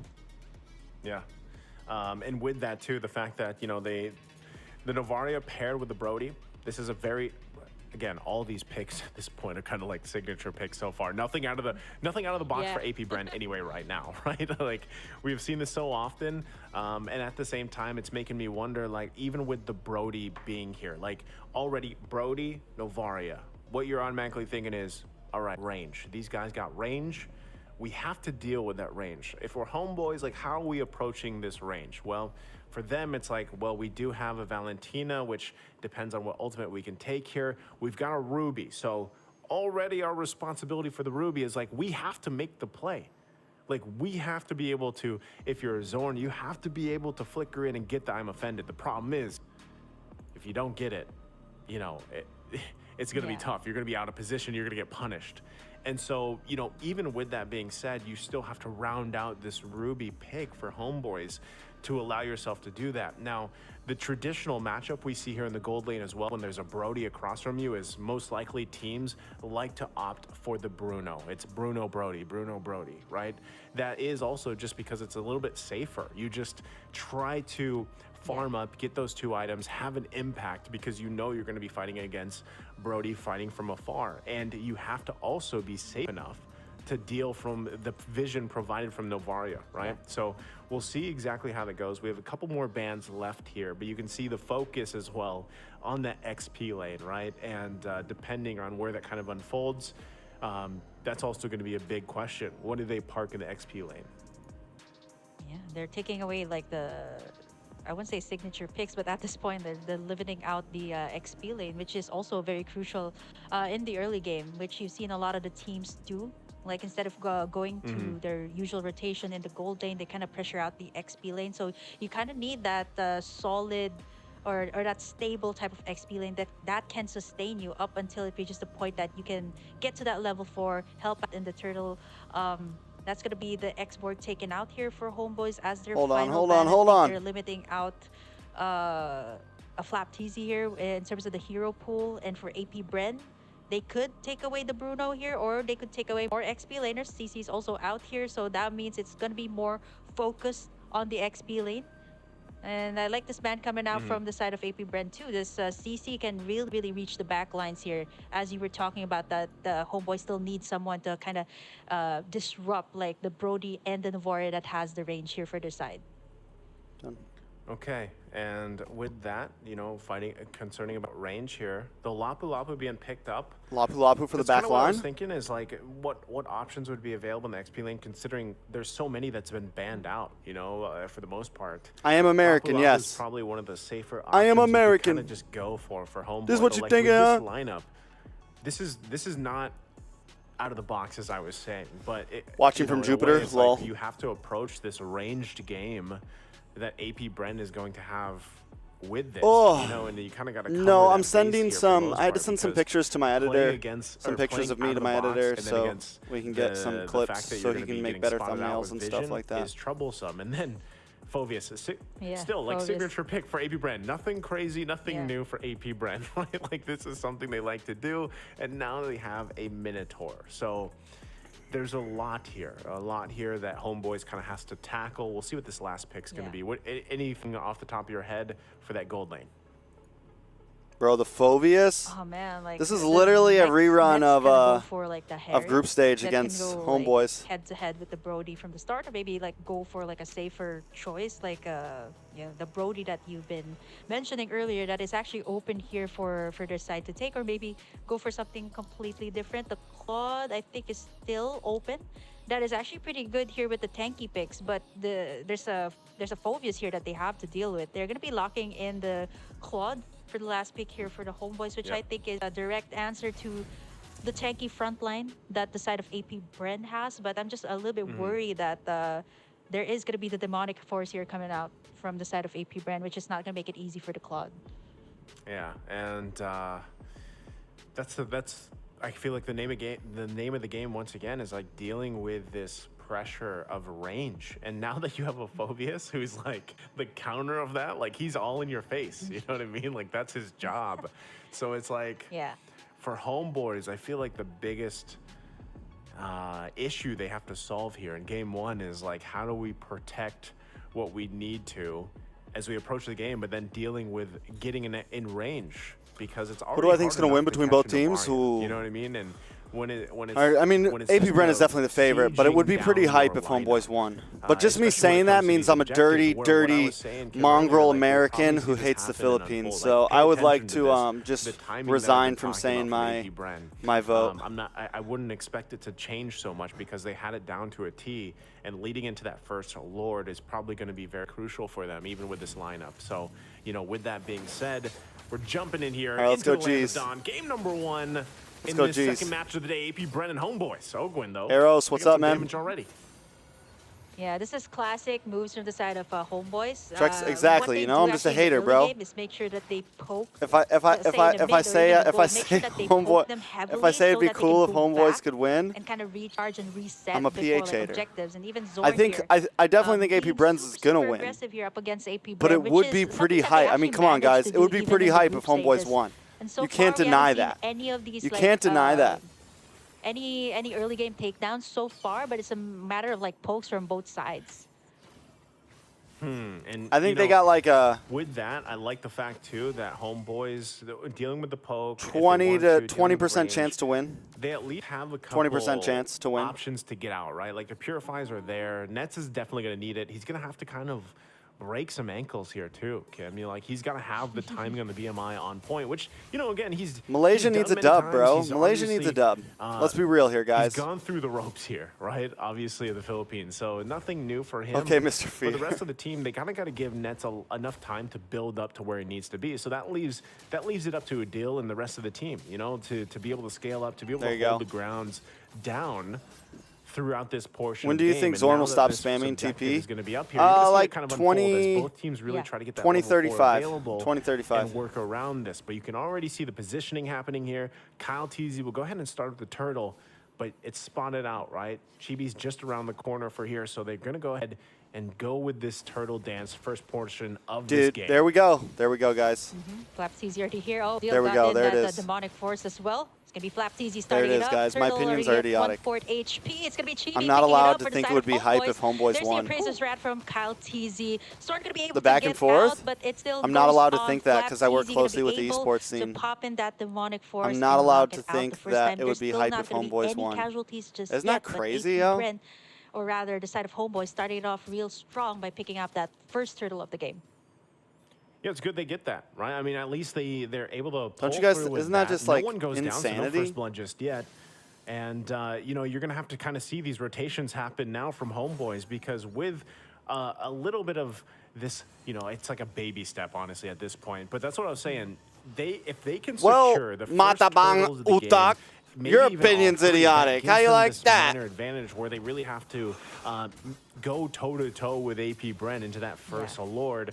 And even with that, right now, look how aggressive they are on this side of the jungle of AP Bren. Yeah. You know who gets paid to be on camera and give their opinion? The full commit. This Look at guy. Chibi here. He's actually How about you, 2 levels ahead of Matatang Kyle TZ Utak? here. And this is exactly what you need to do, right? If you're a Martis, that is so good in the early game. And if you're talking about the light switch, this Martis also kind of has that light switch, right? Once it reaches mid to late game, it's already at par with everybody. It's fine. It does not have that. You keep watching the second two games, guys. Keep watching the second two games, Matabang, Utak, after this game. You're gonna, you might just see something funny. You might see something real idiotic. Yeah, we'll see how they play around that once again. 30 seconds away from this turtle. Apbren, though. Exactly, Pizza Pizza. Oh, a little bit of damage. Sepat able to get first kill on a Kyle Teasy.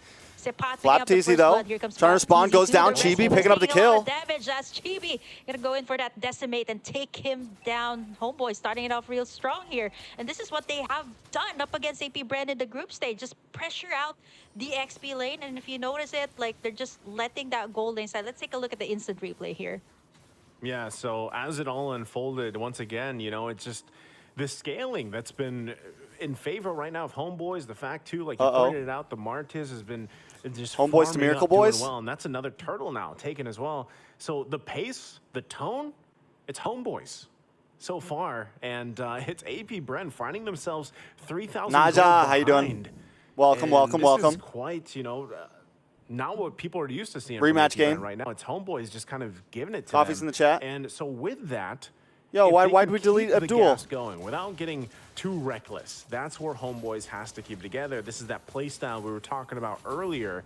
You know, from the Malaysian region, really kind of paying dividends here. It's okay if he says a couple bad words, as long as he's not saying them against somebody. Case scenario for him, you know, have that gold lane experience. Hold on, they're going to go for it again.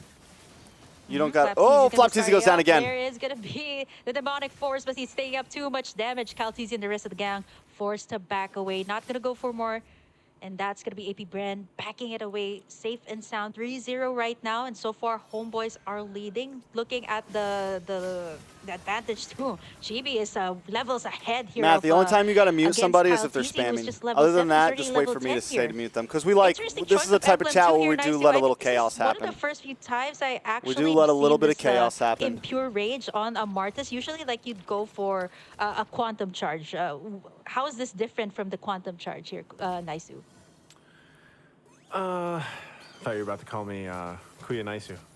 But anyway, the impure rage for the Martis, you know, I think like either way, you can be very flexible with these emblems. And of course, I don't think we actually get a glimpse of, you know, the tier 1 and tier 2, what they're rolling with, but it works, right? And for the most part, it's a little bit of that extra damage. And then of course, you can roll around with the scaling as well that comes with it. And it's kind of debatable. Some players, they like to go. I mean, it's true though. We can't count Apbren out just yet. You know, and they can work around it. But right now, whether it's quantum charge, whether it's this impure rage, he's making it work, and that's what counts for Chibi because he's doing it against a very renowned jungler and team.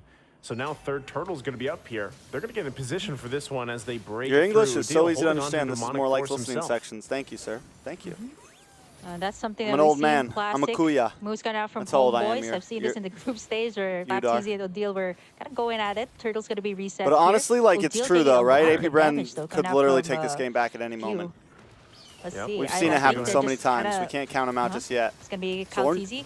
Oh! Udil down. Udil's going to be the first target here. Udil down. Kyle Teasy takes the turtle. Chibi looking for the finish. Decimation comes in. Can he find another one? Trying to lock on a Super Marco, but no, Super Marco is unloading right now. Sepat! Who's kind of free hitting everyone, getting in that just like that, boys. 2 kills for the gold happens all the time. Apbren.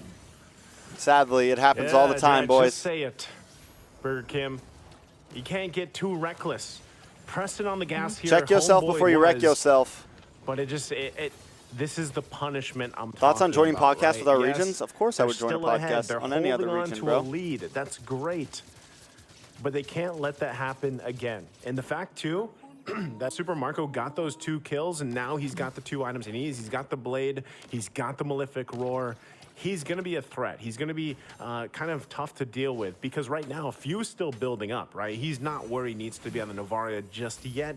He's trying to scrap up a little bit more gold to get to the items that he needs. And also a DHS being picked up by Super Marco. Literally, Apbren does it all the time. That was a huge... For being such a good team, in this last minute that AP's Bren's laning phase isn't always that great. This usually It's right around like in the case second before that turtle, first third lord turtle coming up. So that they in really under start a to pop minute, off. It's going to be there. And Super Marco, if he is not taken care of, if he's not focused down, he's going to be a threat to the Homeboys. So they just got to keep it together right now. The lead they have, work around Homeboys it, try does to get still some have a turrets gold if they lead, though, can. so they're But not you can falling see this, and behind. That's exactly why Ogwin, for the most part, will just kind of plan himself around here from Super Marco. So Homeboys, they want to make a rotation down bot. Oh.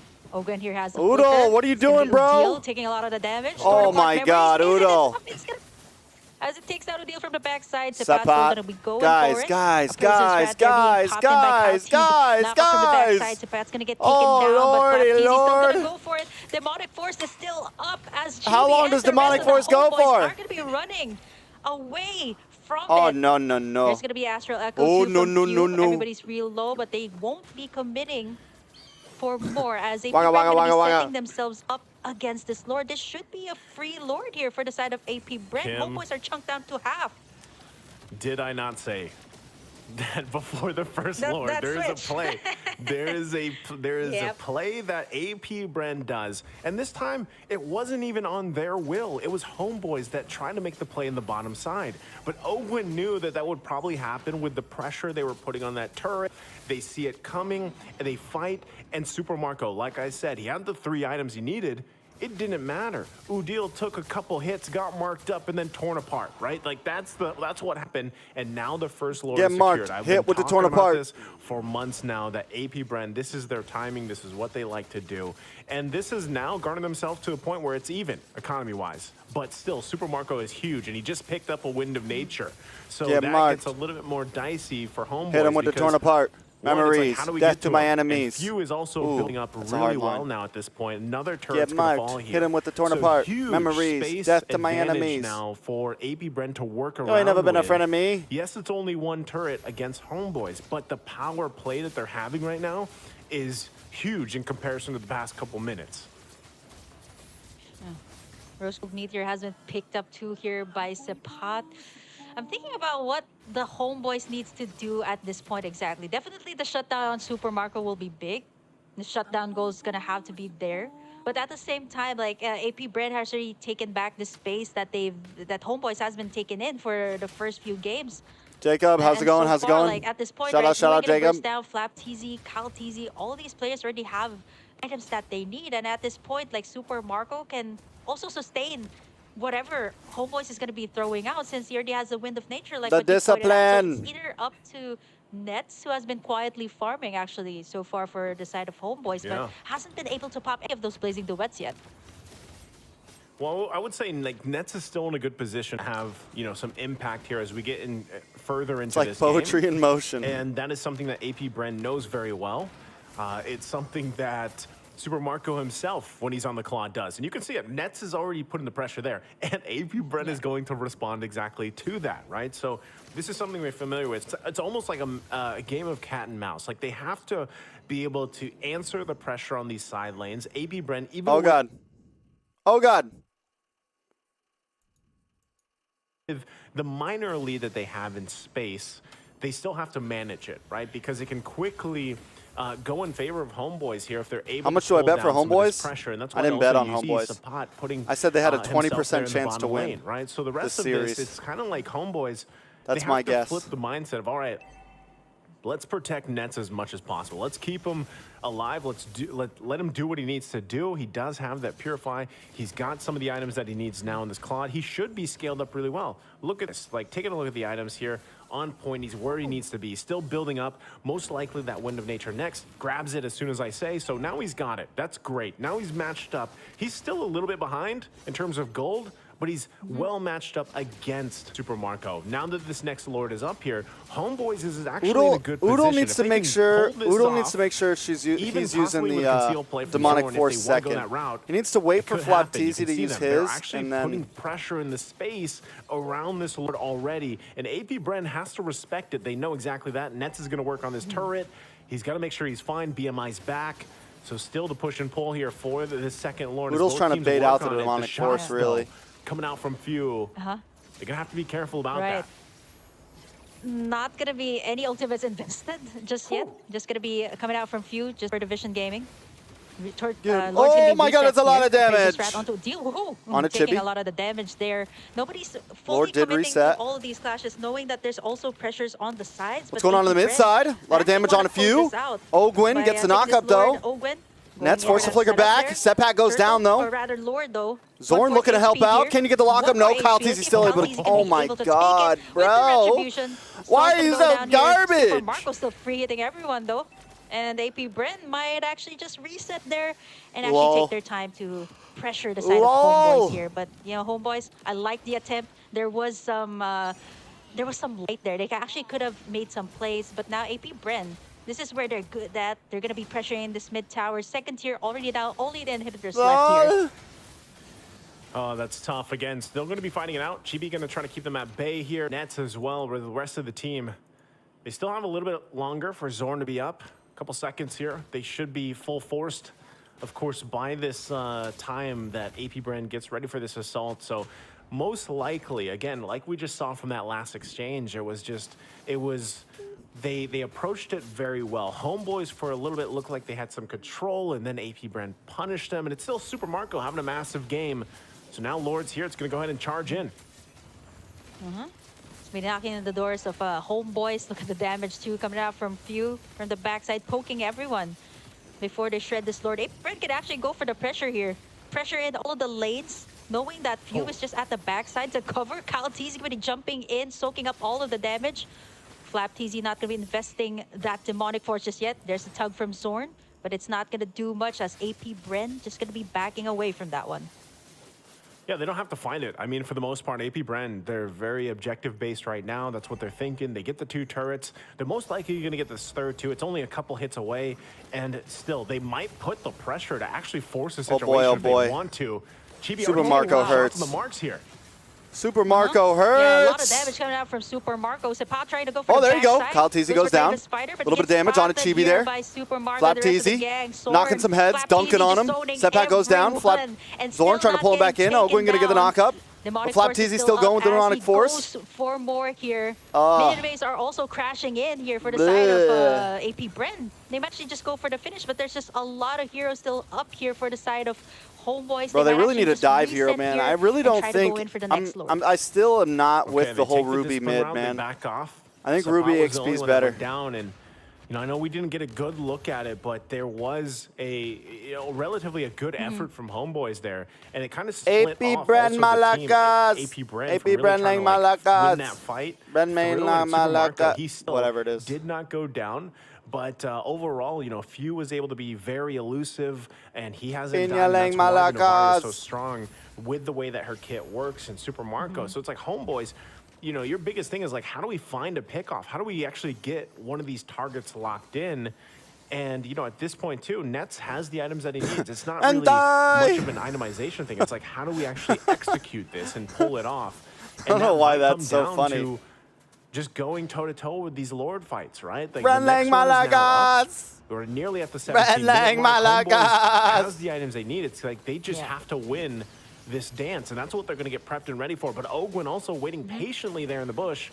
Udil holding on to his own demonic force. Bro, Uncle Zico Cutie still in the chat, bro. Man's taking multiple 5-minute timeouts. He's still hanging out. Love you, bro. I'm not sure if they're even going to be able to right now. Much love, Unc. They're trying to, though. There. Yeah, they have to. So Chibi waiting patiently. He's done this multiple times. Ogwin goes in.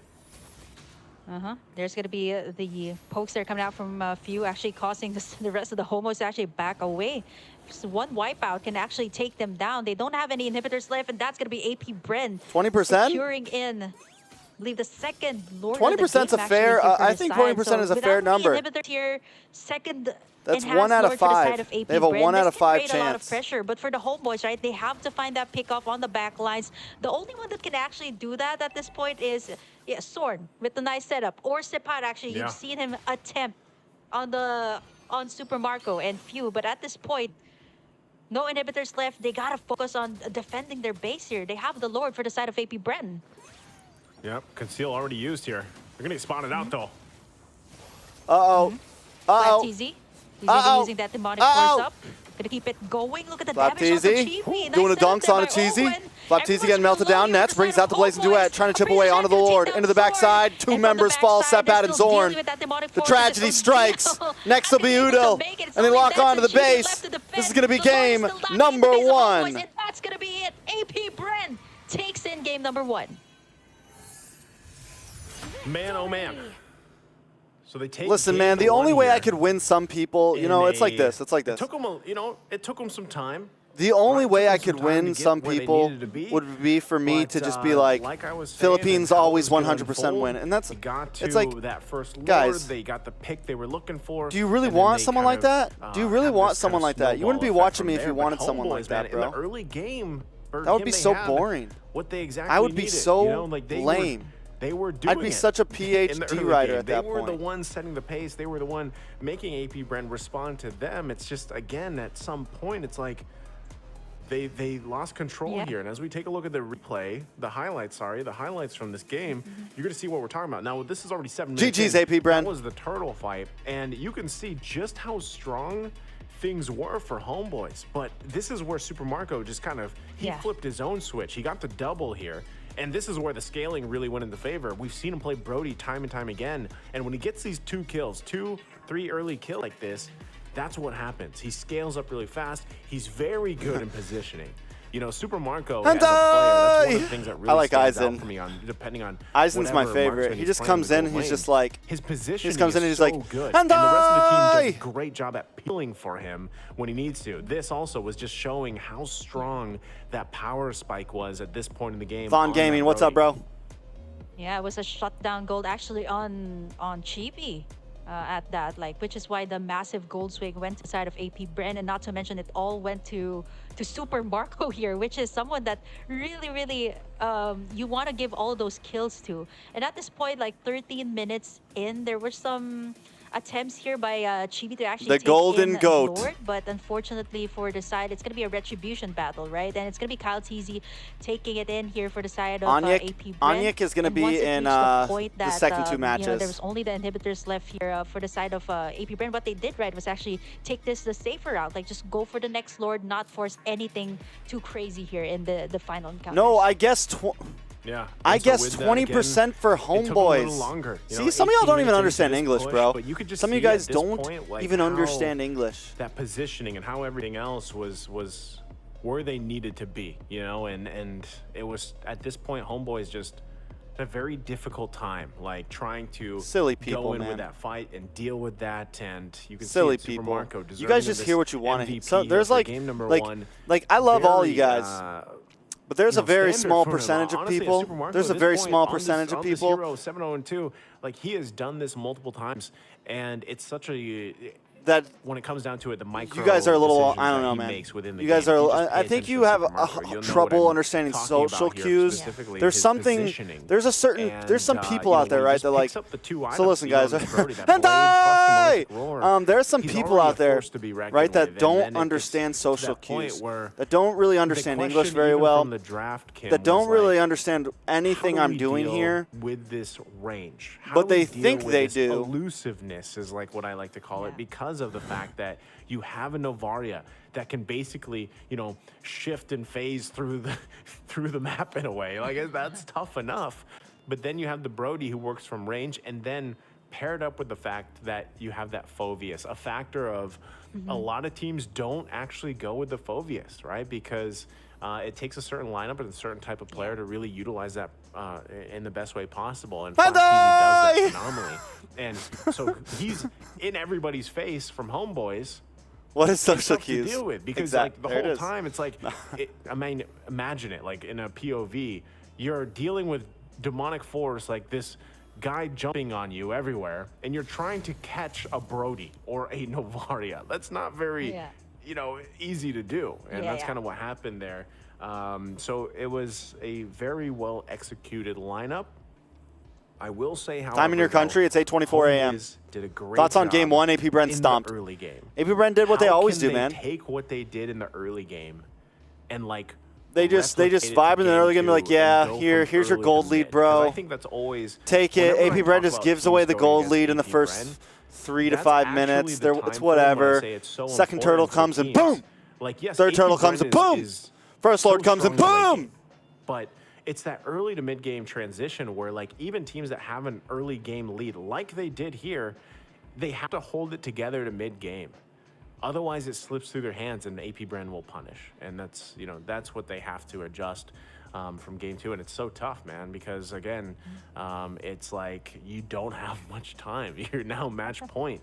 Your tournament lives are on the line. Yeah. You know, how do you fix it that quick? Can't even do like you can't even do something. We almost got Homeboys down to 20% on the poll too. This is match point. Mr. 20%. Like, you can't afford to make any mistakes. I think for the side of Homeboys here is, again, is pretty much like what we've seen in the group stage. It actually is illegal. It's illegal for me to root against anyone that's not PH. I'm not saying that this is going to end in a 2-0-2. We might actually see more possibilities here for the side of Homeboys. But what I'm saying is that it was the same. Like, they had the answers in the early game.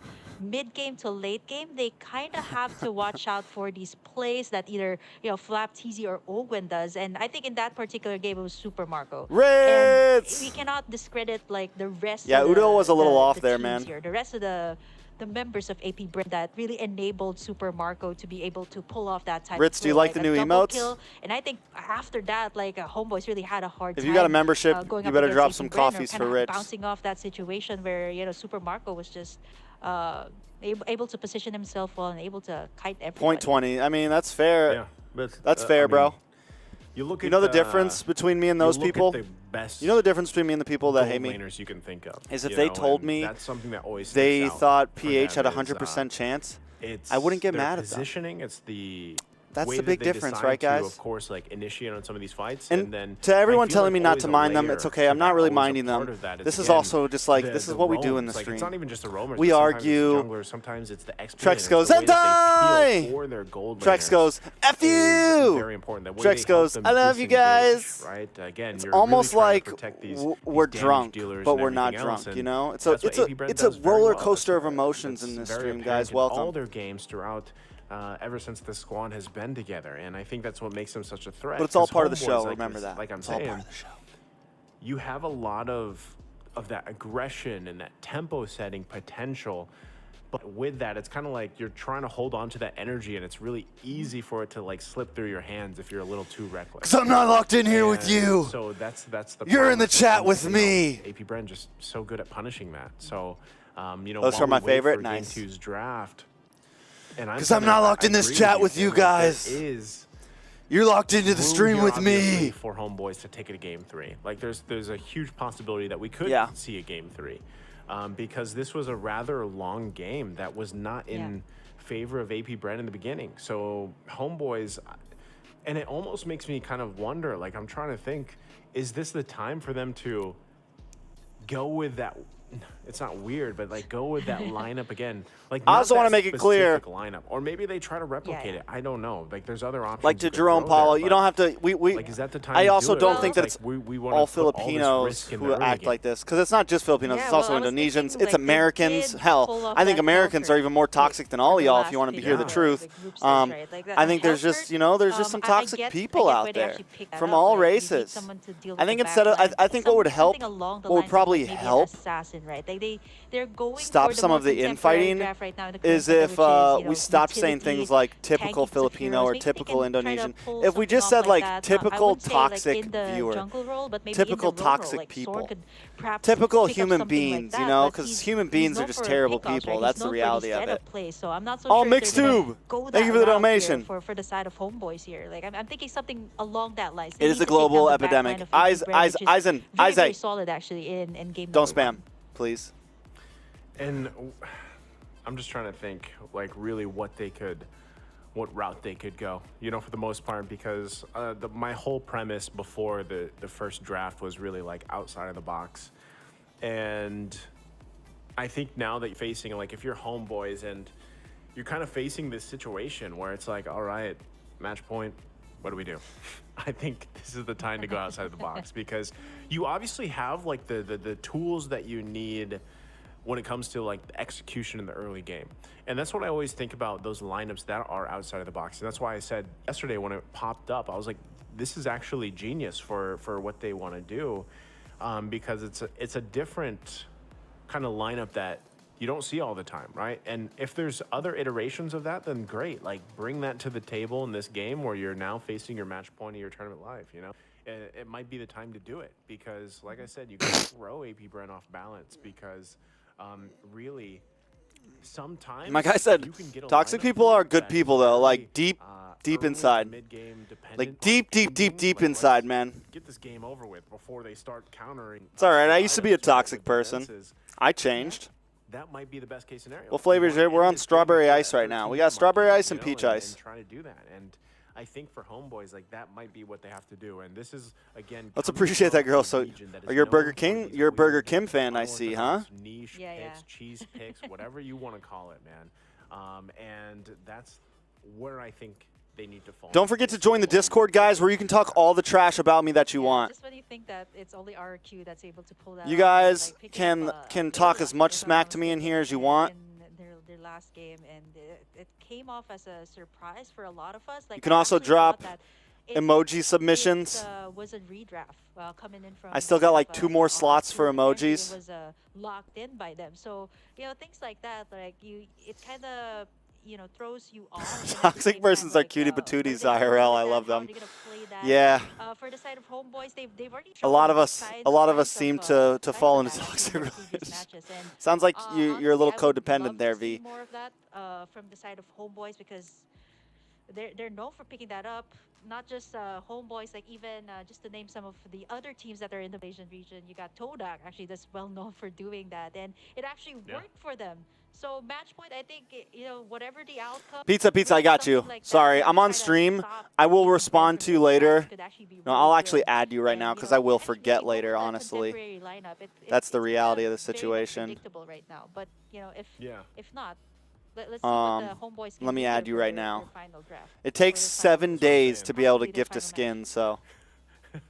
That's what I'm saying. Like they QWERTY! kind of got to be like, you No, it does not mean I love you. It's people are Mahal saying, Kita, you isn't know it? what I mean? Like, Mahal in terms of Kita. the composition, and this is always the case, really. Mahal for Kita. playoffs. Like once we get through group stages for any of these tournaments, it's really where you have to pull out all the stops, and sometimes it's like, you have a little more breathing room in some formats where it's like, all right, this might be a best of 5 or something like that, but with the best of 3 pressure and then immediately being at match point, you have to pull something through, and then even then, if you get to that game 3, Kim, like you have to do it again. You know what I mean? Like you have to pull that out again, or something different, or maybe AP Bren is the one to do it. Maybe even in this game, AP Bren, 747. despite Oh, being there's our mess 1-0 up. currently, I was like, yo, they that do doesn't it. look like the right account. And that could possibly happen as well. So I think there's a lot Super here Pizza for Cutie. Homeboys to consider. Gotcha. I how followed they you. approach this game, and I think that's why they needed this. a Good little bit of morning, time here neighbors. To really decide, like, okay, what is our approach for this? Because what they did in the previous game, and talking back about the weakness points for AP Bren, like that jungle comparison, or the jungle pacing that's set up there for Chibi in the early game was actually good, and I think that if they can replicate at least that and kind of stop Kyle Teasy a little bit, do that again, give Chibi that little bit of confidence or edge that he needs, is a good place to start, for Homeboys from there. So it looks like we are going to be getting into the draft here for game number 2. So Homeboys, I'm gonna go use the restroom. They'll get that first pick priority. AP Bren now on the red. I'm gonna go use the Let's see restroom how real those quick. bans go again, because again, the previous game, even ban-wise, it was AP Bren. It was a little different pattern though, right? So Homeboys will take out that Novaria the first ban though. Novaria, I'm thinking something along the lines of AP Bren, or either Homeboys taking away the R lot here, because knowing that AP Bren loves that very much, especially for Ogwen, who has picked it up the most number of times here in this tournament. Homeboys, I like the fact that they banned away the Novaria this time. Even though they can actually pick it up for themselves, they are on the blue side here, but then again, that's going to open up so many things here that they need to consider too, like CC heavy, chain CC. These are what the teams are actually going for in this current meta. So Homeboys taking away a lot of the heroes here from few, like Navaria. Then you got the Faramis here too being taken away. AP Bren. I'm looking at the Joy Band. It usually comes out from the red side here, knowing that Homeboys has that first pick. If they don't take it out, if the Joy is not banned out here, I actually think that it might be a good pickup for Homeboys. Take that Joy that's been constantly banned out. I forgot how many times it is. I think it's like 40 times up to this point, but it is a very strong choice, but it's also kind of risky. Like there's some risk factor there, and I think that's again what Homeboys needs to do here. So we'll see. A couple more bans left. The Faramis was taken out, Matilda's taken out. We'll see if they still want to opt for what we've seen for the most part too. You know, the fact too that Nana is still left open, could still work around that. There's the Phobius. So this is just like, it's like pure respect at this point from Homeboys, right? They don't want to deal with those kind of annoyances, those new nuances. I was like, Nuances, I was gonna say something else. Nuances that came from this lineup in the previous game from AP Bren. It was like range and then pressure combined, you know, because of Phobius and Novaria. So with that, we'll see what this last band's gonna be. First phase from AP Bren, but if it's not Joy, like I would actually like to see Homeboys take the Joy. Yeah, I feel like Homeboys kind of banning away that the Phobius here is a respect ban coming through for Flap TZ, and at the same time it's kind of forcing AP Bren to ban away, you know, some of these other stellar picks, especially these glass cannon types of heroes that Chibi is also known for picking up. They banned away the Nolan, and you did mention that you want to see the Homeboys pick it up. They can actually pick it up here first, but for AP Bren they can actually answer it out by picking up say an Arlot. They love to pick up Arlot and a Ruby here. Wow, that's a lot to take in here for AP Bren. So Homeboys kind of has to decide right now. Do we go for Joy, or do we kind of take away Arlot or not? But, you know, since it has always been banned away, it's great early game, which Homeboys is known for. This could definitely create some pressure up against AP Bren. This is the reason why I was saying this, as soon as we started to see the pattern of this first bans, the phase of bans, was because this is what I was saying. You know, if you want to pick up anything for Homeboys, it's to replicate what you did in the previous game. And you actually, like if you're Homeboys, you controlled that jungle side and everything early on. So Joy's able to do that here, possibly for this. But AP Bren picking up CC and Angela. Interesting pickups to go ahead and start up their first phase.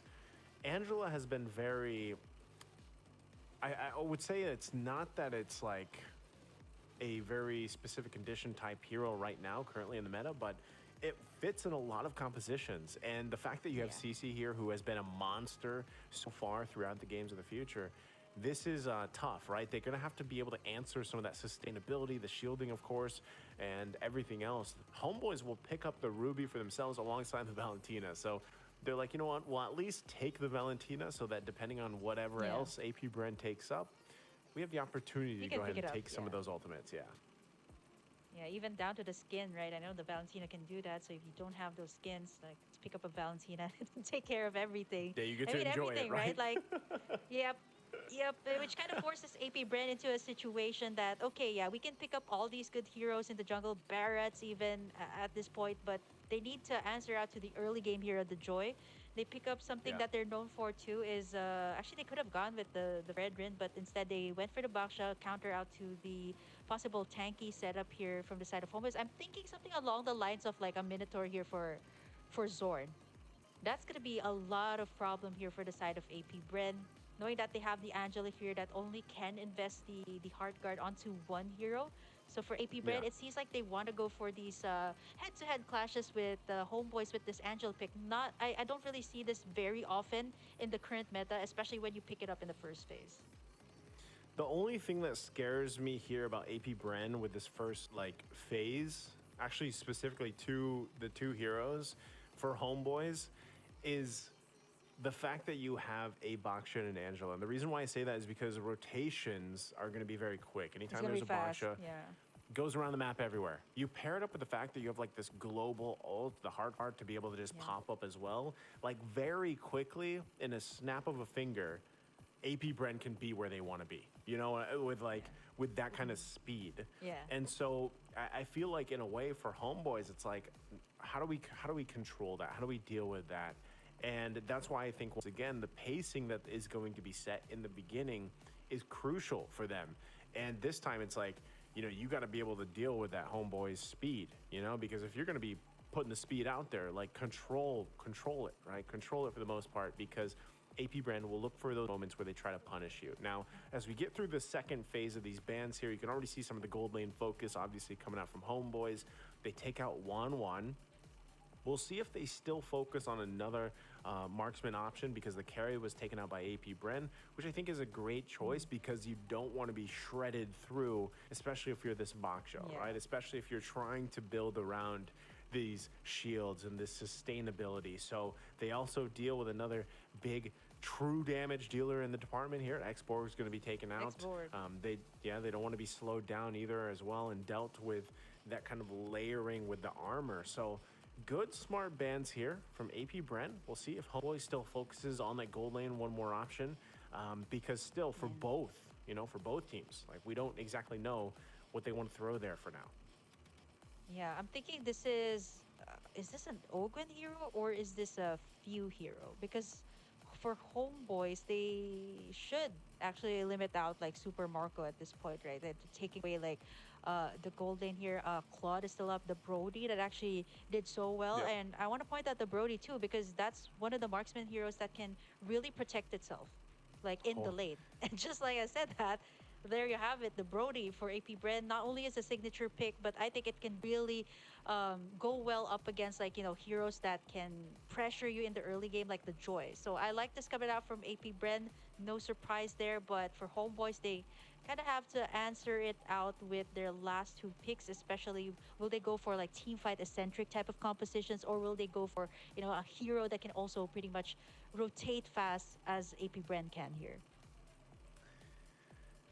It's interesting too, you know, they went with the Vexana, which is you know, it's fine, like it works, because Eternal Guard, I mean, that would add another layer of kind of annoyance for Homeboys to deal with. So they give it the Brody for now. They know that they kind of went through some of these gold lane bans. We'll see what the matchup's going to be. Like, is it going to be the Claude, like just that gets picked up by Homeboys? Do they want to go that, give it to Nets, let them try to push? No, they don't. They pick up the Clint and the Tigreal. And the Tig. Interesting. So they go with this, and wow, a Hilda. Oh, wow. That's scary. That is scary, because that's the pressure. That's the counter pressure I was talking about in the jungle. That is going to. All right, I'm back. I feel much better. That Joy. Lexi lore? Nah, bro. Come on. Like, you know, no You could do better than that, bro. Because Hilda's gonna be everywhere. Nah. In your Nah, jungle, fam.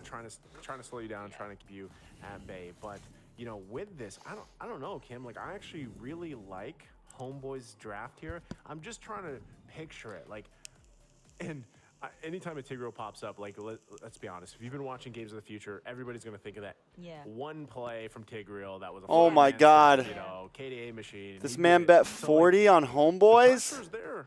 It's like, can you? He's got to be the dumbest animal in captivity. It can be a great three-man setup. Listen, You know, let's as make long one as you thing can clear. pull it off the Tigreal, I might you have can said there's a make that 20% work. chance for See if they Homeboys, can. but I would We're hearing never the in my sound of entire the life here. Again, bet it's a match on a point here 20% between chance. Apbren and Homeboys. Apbren getting I would that game never in the bet middle. on a- We'll see if on a Homeboys 20% draft here chance. can pull them through to a game 3 ahead of us, but already, wow, Nets getting poked down quite a bit here. Yeah, this is I think one of the first few times that we're going to be seeing a lot of these new picks coming through here. Super Marco also pretty low here, but this is what we expected in the jungle, right? Like a lot of pressure from Owen, a lot of pressure too from Sword. At this point, right, he has to keep the Nets in check here. He really needs that assistance in the golden, especially if you're going up against a Brody. With the Apbren here. Oh my Taking a lot of God. damage here. Wow. And that's going to be first blood being pulled in here by Apbren. Remember what I was saying, collapse. you know, which is great, but it's a risk. The collapse, bro. Even if she's banned constantly. It does say like, you 24%, still so I have to mean. be able to have a relatively safe start. You guys gave them better odds than to I get did. where you need to be, and then, you know, your damage is going to show up. But No, I'm garbage at Mobile Legends, bro. He's going to be doing exaccly what you expect. How dare you say Homeboy's 20%? Right? My bad, my bad, my bad. What about 15%? Is 15% fair? And just be there. Yeah, you can always reach 10% as well, and that's what he's going to be going 0.10%. They'll fight out for What's allowed? grab, What's and allowed, with bro? that, What's allowed? so What's allowed? again, the first blood being drawn over here by Apbren, and the fact that it went in the hands of Kyle Teasy gives him that small, you know, that minor edge, right, in terms of the jungle matchup. Because the great thing about it, Kyle Teasy can be like, you know what, Ogwin, go do your thing. Go invade the 0.8, 0.8, okay, okay. 0.8%, guys. And I will roll around. For now on, I'll clear everything through you guys. My bad. And I have a heart guard available from few. So that's what's happening here. Oh man, that's not gonna be easy. And oh, I actually thought that Olga's gonna have like a sprint there just to get out of the situation. But you know what? While all of that is happening, right? Like Chibi just turned level 4, while Kyle Teasy has been taking away all the resources here on the side of Homeboys. What if 0.1? The jungle Fair. camps here on the side of Homeboys. I've seen those odds somewhere before. I've seen 0.1% odds win at some point in my life before. I just can't remember where. Anything at this point. Yeah. So much support has to come from Homeboys here for Chibi. Yeah. And that's the downside of picking a joy that is kind of reliant right now. And that's what you see Apbren doing. So if they can pressure... Chibi's trying so hard, bro. Yeah. Hard guard onto Flap Teasy. It's rough. He's gonna be safe for now. He's got the shields too. It's gonna be a magic damage. Angela Oh. coming through. Ogwen right now forced to use the flicker out to safety. I don't know why they keep picking, I mean, at least it's EXP Ruby this time. EXP Ruby isn't too bad. Actually, all of them, I think, not Chibi, is gonna have a hard time here. Like, everybody has to kind of answer out to Owen here at this point. Has just been camping out in the bushes, going for the pokes, and all the ultimates are gonna be invested into him. He's gonna be taking a lot of the damage, and that's gonna be the first kill picked off here from the side of Homeboys. Electrifying beats as well, but they're not gonna get Netsuchiha, nah, bro. That was a great call from Homeboys, especially from Zorn, knowing that, hey, Ogwin already used his flicker earlier, right? Like, if we can catch him, especially having the ultimate available and everything else, like, the implosion. I am a little confused though, like on the but still, Kyle Teasy on the Clint. He's gonna go for the pressure. I'm not gonna lie, guys. I'm a little confused on the Clint. Zorn have the ultimate here. Kyle Teasy's gonna be soaking up the damage, but you know what? This is why Apbren's so confident. You got the hard guard. You can just create chaos here in the jungle. Oh, come on. In the jungle. You got Oh the my hard guard God, available. though. Owen's gonna be able to escape that one, and Apbren still exert so much pressure, making sure that Chibi Naja, what's up? How are you, bro? You good? At this point, like even to the point, like it's not just Owen, it's even Kyle Teasy going all the way in, knowing that the hard guard is gonna be available for them to be protected. We'll see. Hard guard is secured here for Udil, but I'm not sure if they actually want to go for this. Wow. Oh, Zorn. Oh. He's taking a lot of the damage from Flap Teasy. They got the hard guard for themselves too. Chibi gets turtle. This Clean. Gonna take in that turtle. Clean. Steal from their side, and it's gonna go to the side of Homeboys this time. Nice bounce back though here for the side of Homeboys. They definitely need it because Apbren has been such a menace here in the jungle. Chibi hasn't been able to farm well. I mean, you can't farm well. Look at how Owen has been trying to make sure that Chibi doesn't get anything at this point. And so far, 5 minutes in, it's still Apbren leading this time. Quite a different take this time. It's usually Homeboys actually taking the lead. Yeah, this is big though. The 5-minute mark now. Big item pickups. Necklace of Durant secured. There's an implosion again. There you go. Onto Ogwen's out. Owen.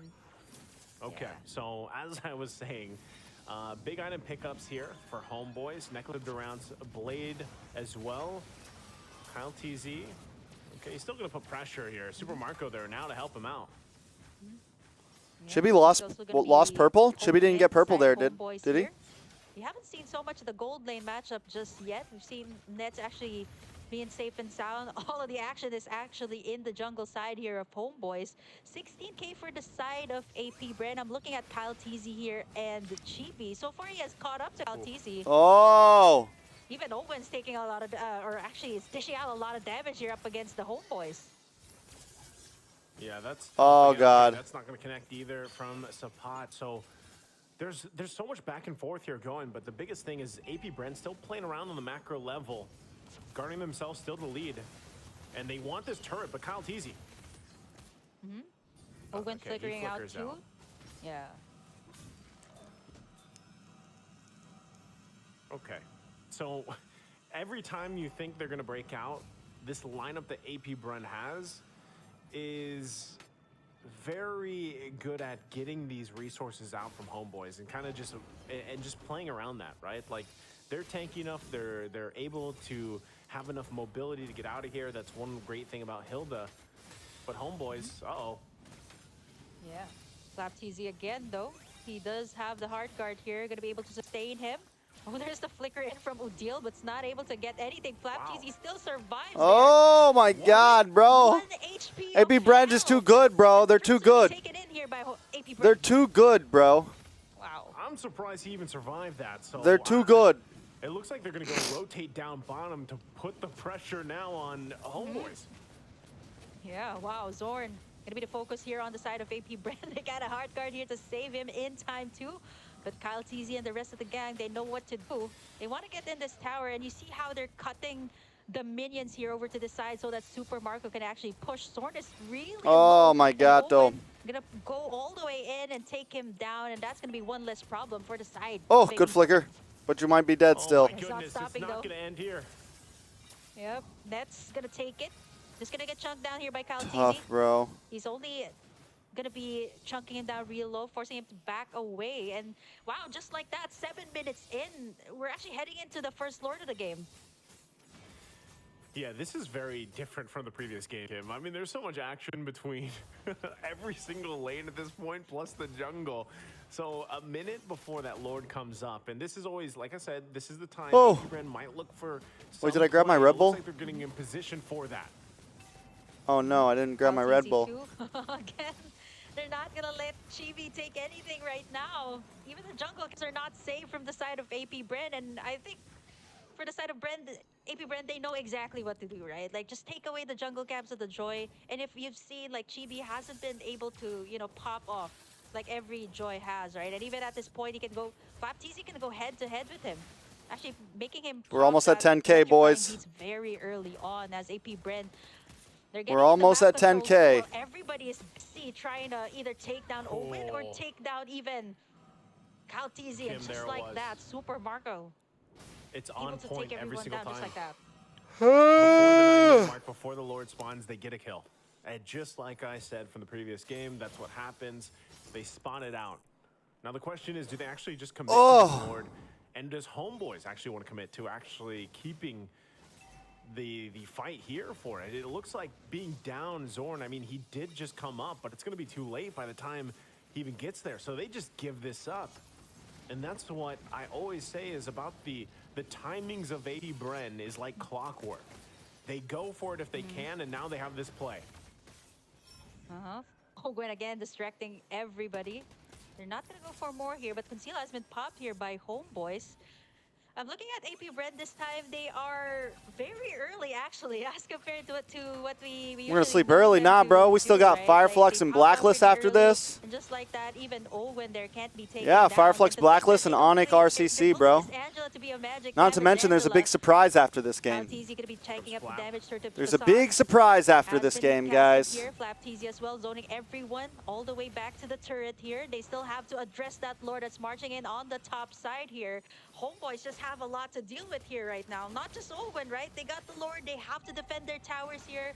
10 minutes in, what do they need to do? Like, Zorn has been using all of his implosions. I'll have to tell you, you gotta remind me after, JC. Owen or Kaltizi at this point.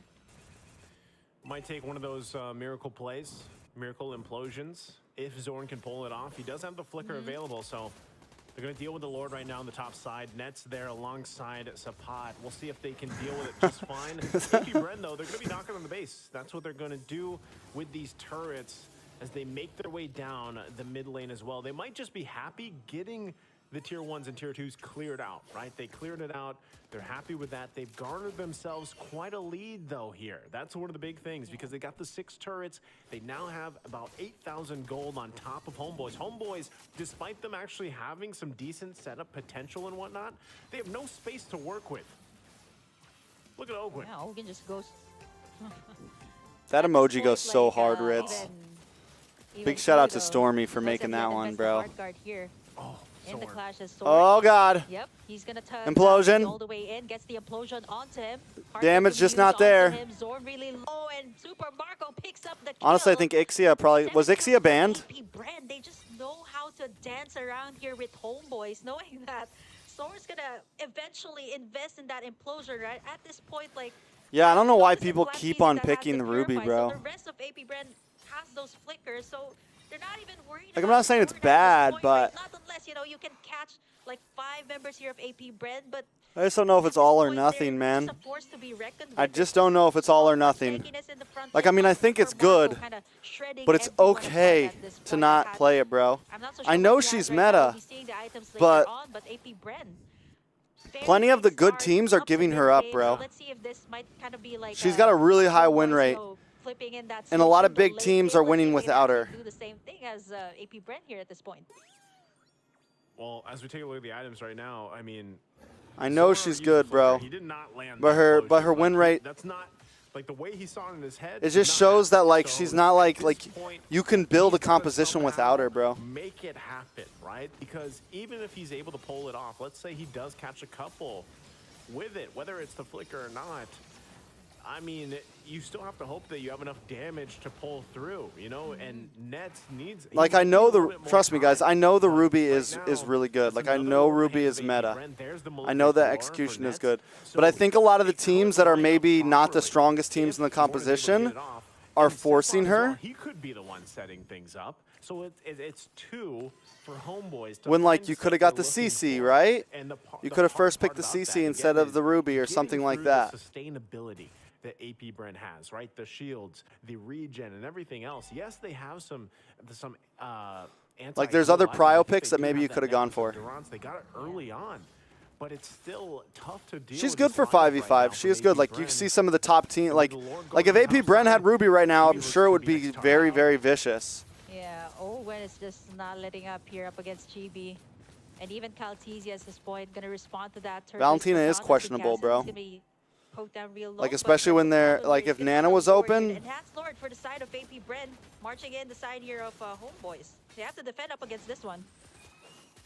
Yeah, so they lose that turret in the top side. Lord's going to be worked on, though.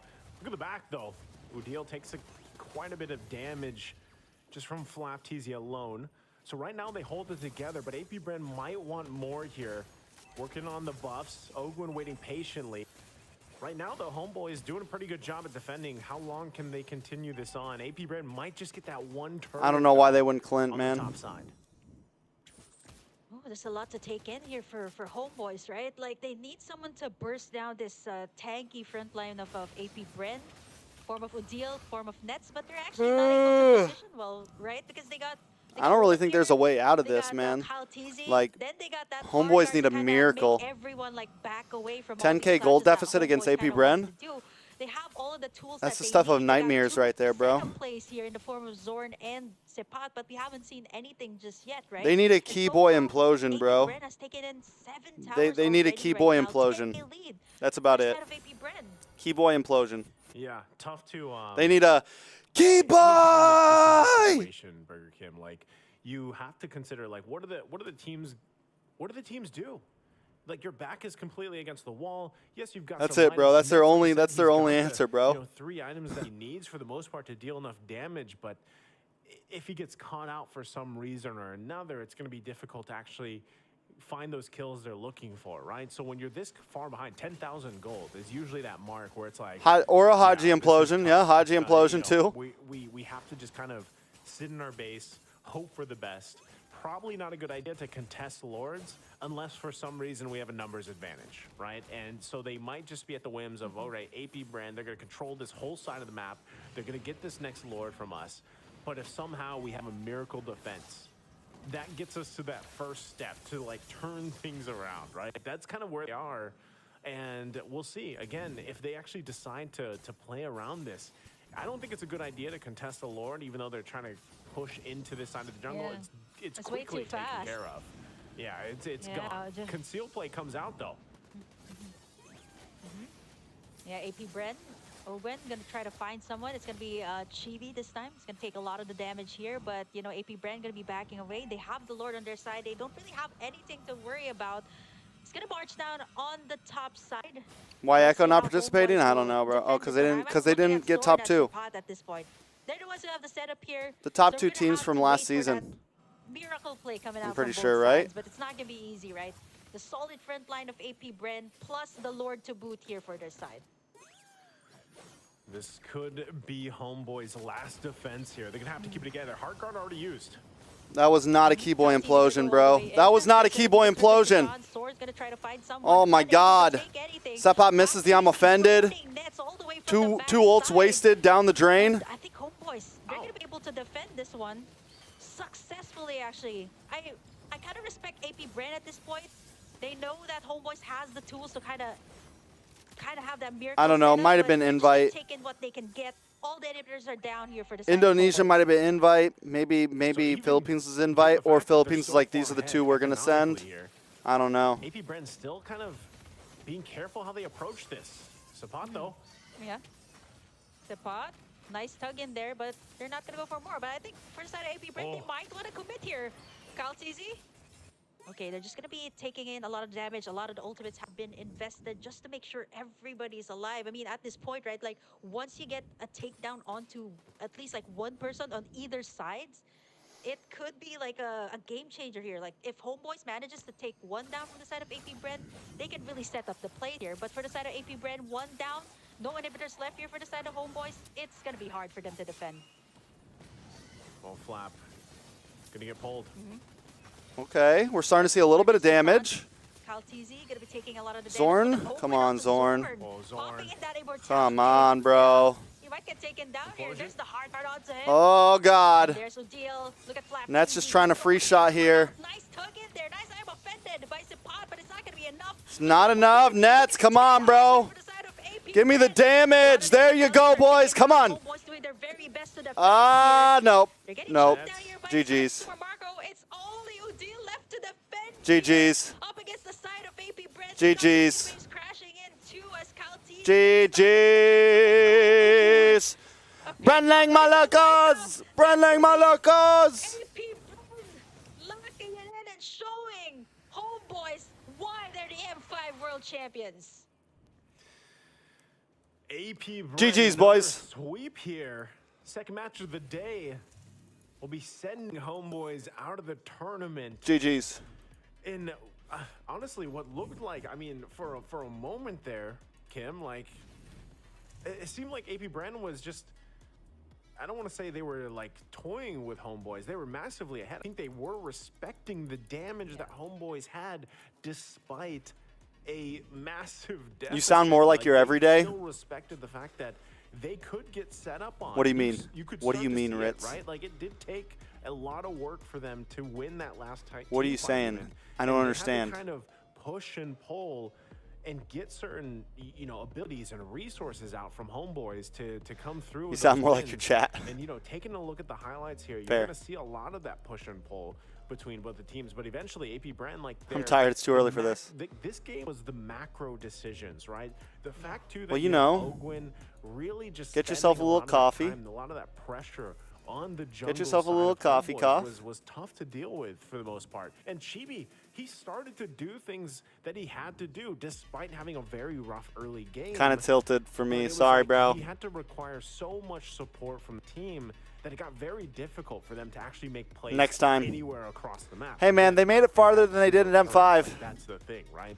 No matter how That's a these good team thing. fights looked for the entirety of the game, they couldn't get a single turret down because of the macro level of AP Bren here. Now, if for some reason they were able to get this miracle playoff at this point in the game, 18 minutes in, they probably could have marched into at least the A base dude really lost play. $40 on There this. could have been a play for Sheesh. that, or swing back and get Sheesh. an objective, a lord or something like that. But there was no opportunity for them to do that, right? So again, we take a look at here, AP Bren with the sweep, 2-0. Homeboys now out of contention, out of the tournament here. And, this is this is first time seeing this. I'm kind of taken aback. Right? Like, this is great. So we've got the stats there, but again, you know, it's just unfortunate for Homeboys. I think they should be really proud of what they've accomplished so far in this tournament. Of course, now for Super Marco, back to back. this is but you know, and the thing is like, All right, boys. again with AP Bren. Next game is Fireflux versus against them in the Fireflux versus they are going to have to go against our boys Blacklist, the Blacklist boys. And there's a The lot that FF they can boys take versus from this. the Like, there the were Blacklist moments boys. where AP Bren, you should have been able to punish them in some of these instances, right? And there was, but they just once again performed very top tier here, and it was tough for Homeboys to catch a breath. You know, when you don't have any turrets 18 minutes in, that's pretty dire, you know, and it showed there in the game. Yeah, Super Marco with. Did I cast this game? I think a lot of people have been also talking about like An M5? the possibility of like that M5 skin, and it seems to be a lot of people are talking about this Brody that seems to be. No, I need the English broadcast. The Brody that was a miracle actually for them, even in M5, right? They've been picking this up, even prioritizing it still, which is. I did. Look at the stats. I casted the last Fireflux versus Blacklist. Most of the time, like we've been looking at this. What a coincidence! Matchup, it was all in the jungle camps there of Homeboys. Like I do admire the fact that Homeboys was kind of actually able to answer out, kind of focusing their resources on trying to assist Chibi. But eventually, right, with that massive gold lead from the side of AP Bren, plus the map control that they had. 40% Fireflux and 60% Black. Nah, bro, 0% Fireflux, bro. 0% Fireflux. It wasn't easy to go up against, of course, like the reigning 0% Fireflux champions, and to go head to head with them and even stretch it out to like 19 minutes mark is definitely a feat already for themselves. Nah, bro, nah, bro, nah, bro, nah, bro, nah, bro. 0% Fireflux. Again, for nah, me bro. Personally, like I'm always hoping for those 3 games, you know, when we get to the playoffs for Kim, because, you know, like even for Homeboys going against AP Bren, yes, it's obviously a kind of a scary matchup. I feel like for Homeboys, but like I feel like they had go sleep tracks. I get no sleep. What do you mean go sleep, bro? Based off what we saw from the previous days. But unfortunately, even from game 1, like I said, they controlled that early game really well against AP Bren. And then it's like AP Bren came out. That's what. No, I'm just kidding. Fireflux has a chance, bro. They know that they lost control of that. They've beaten Blacklist before. So what do they do for game 2? They could pull it off. Tools they need to deal with early game pressure because they're putting the early game pressure, right? That was the whole Hilda pick. Like, we'll be the ones pressuring in the jungle. And that's kind of what happened there. And they helped control that early phase of the game. And still, same thing. They looked for that play. They looked for that play before that first Lord, which then things kind of just continue to snowball from there. So, again, just a great performance here from AP Bren, looking clean as ever.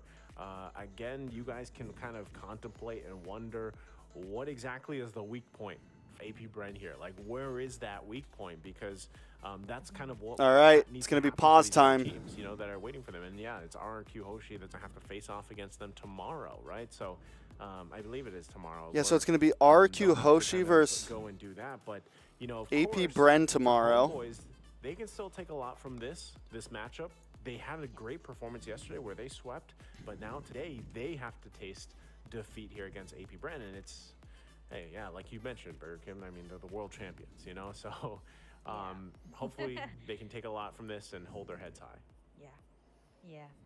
I mean, you were talking about uncontemporary. I think that's also the first time we're seeing some new picks coming out from AP Bren. First time the Hilda was picked up here in this tournament. So saying that, yeah, we can do that too. We can do that too, Homeboys.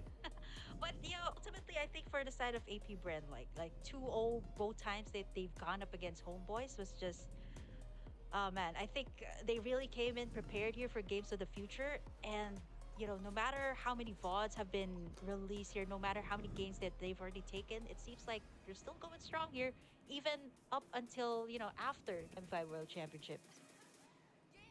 Yeah, and that's why I'm, you know, as we look at a team like AP Bren, the amount of improvement they had from the whole last year even. Congrats on 200Ks for the first day, hell yeah. For a lot of the teams out there, you know, that are even competing in this for games of the future. I wish I could keep streaming today. there's a lot to be learned here for all the teams that all have have to go. Only home. 74 That's, more, guys, and we hit because 10K subs. That's the competition, right? Eventually they'll have to go home. It is. Now later, I believe later there's still, of course, 2 more matches that'll be happening.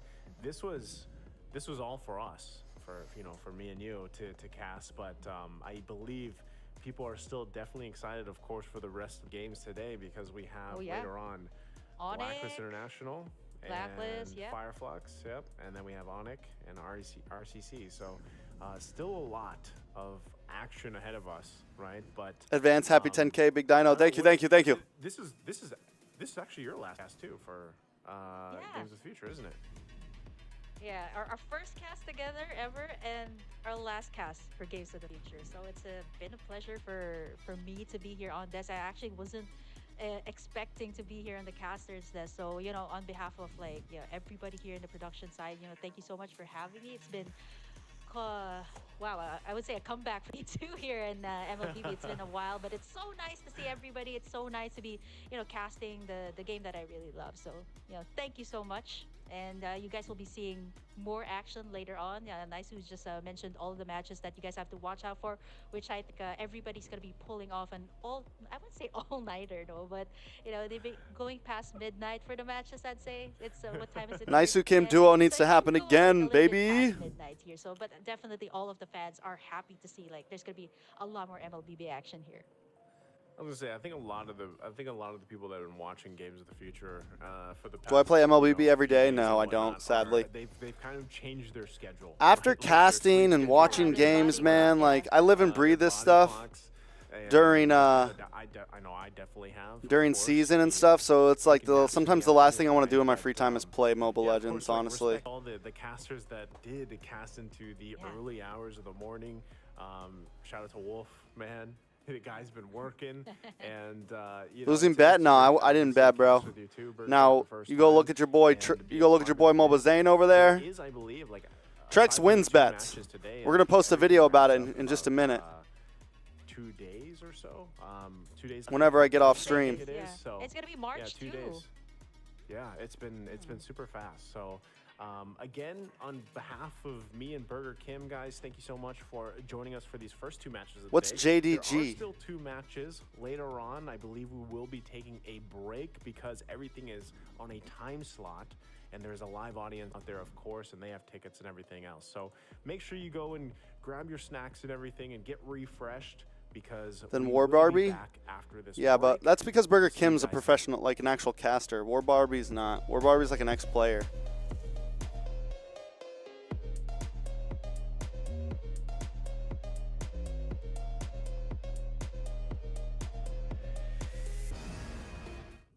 That's it. That's it, boys.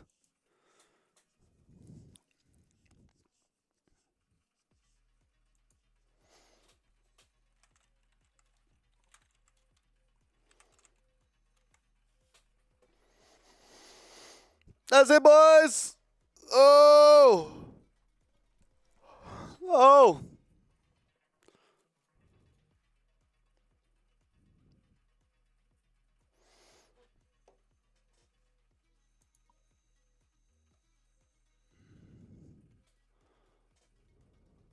Hold on one second, guys. I got to turn off my camera real quick.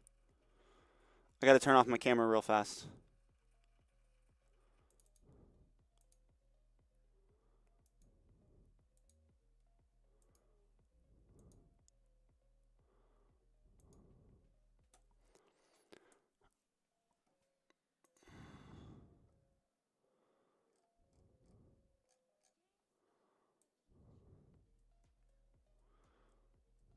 Bro, why don't they pin the links?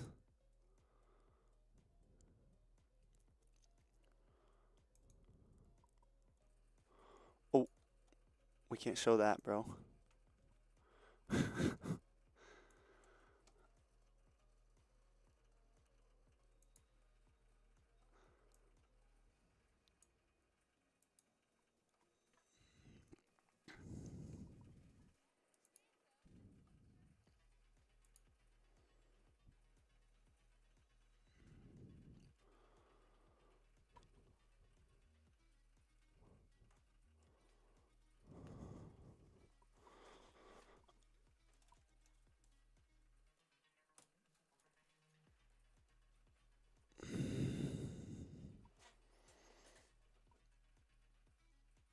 All right, boys.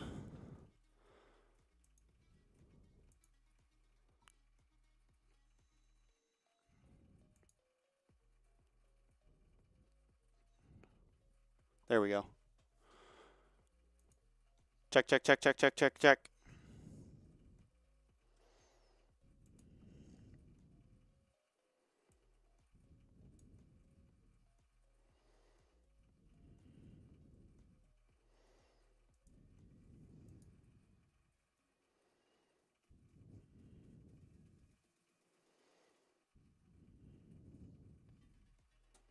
What am I doing?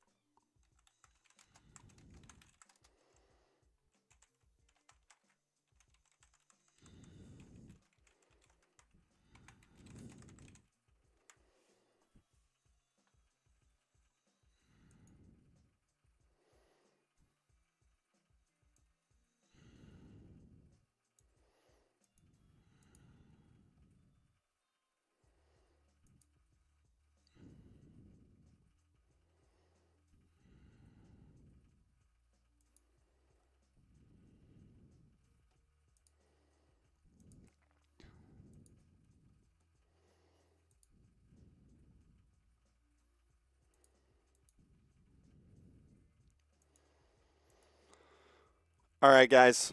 Much love. We're actually going to be calling the stream now. I got to take a shower. I have to take a shower. I have to wash my face. I have to brush my teeth. The big surprise is over. I will be casting the next 2 games, and I will also be casting the grand finals of Games of Future. So make sure you guys tune in for the rest of the week. It's time to suit up. It's time to get real. It's time to bring the hype, boys. It's golf time. We'll see you guys on the cast. I would really love it if you guys jumped into the actual broadcast and dropped some T-Rex love. After that, you can always watch party with whoever you want. But at some point during the cast, I would love you guys to hang out in the actual broadcast a little bit. Listen to the cast, and because most time if you're watching if you're watching in a watch party, then if you're watching in a watch party, then you won't actually get to hear me. So I would love it if you guys jumped into the actual Games of Future into the actual Games of Future, which we're going to post real quick. We're going to post it real quick for you guys.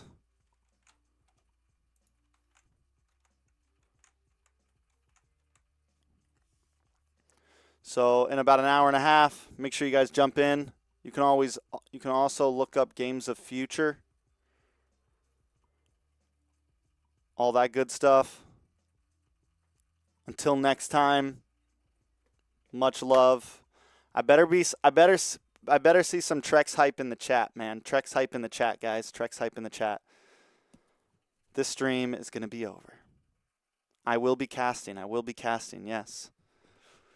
We're going to be casting the next 2 series. I'm out.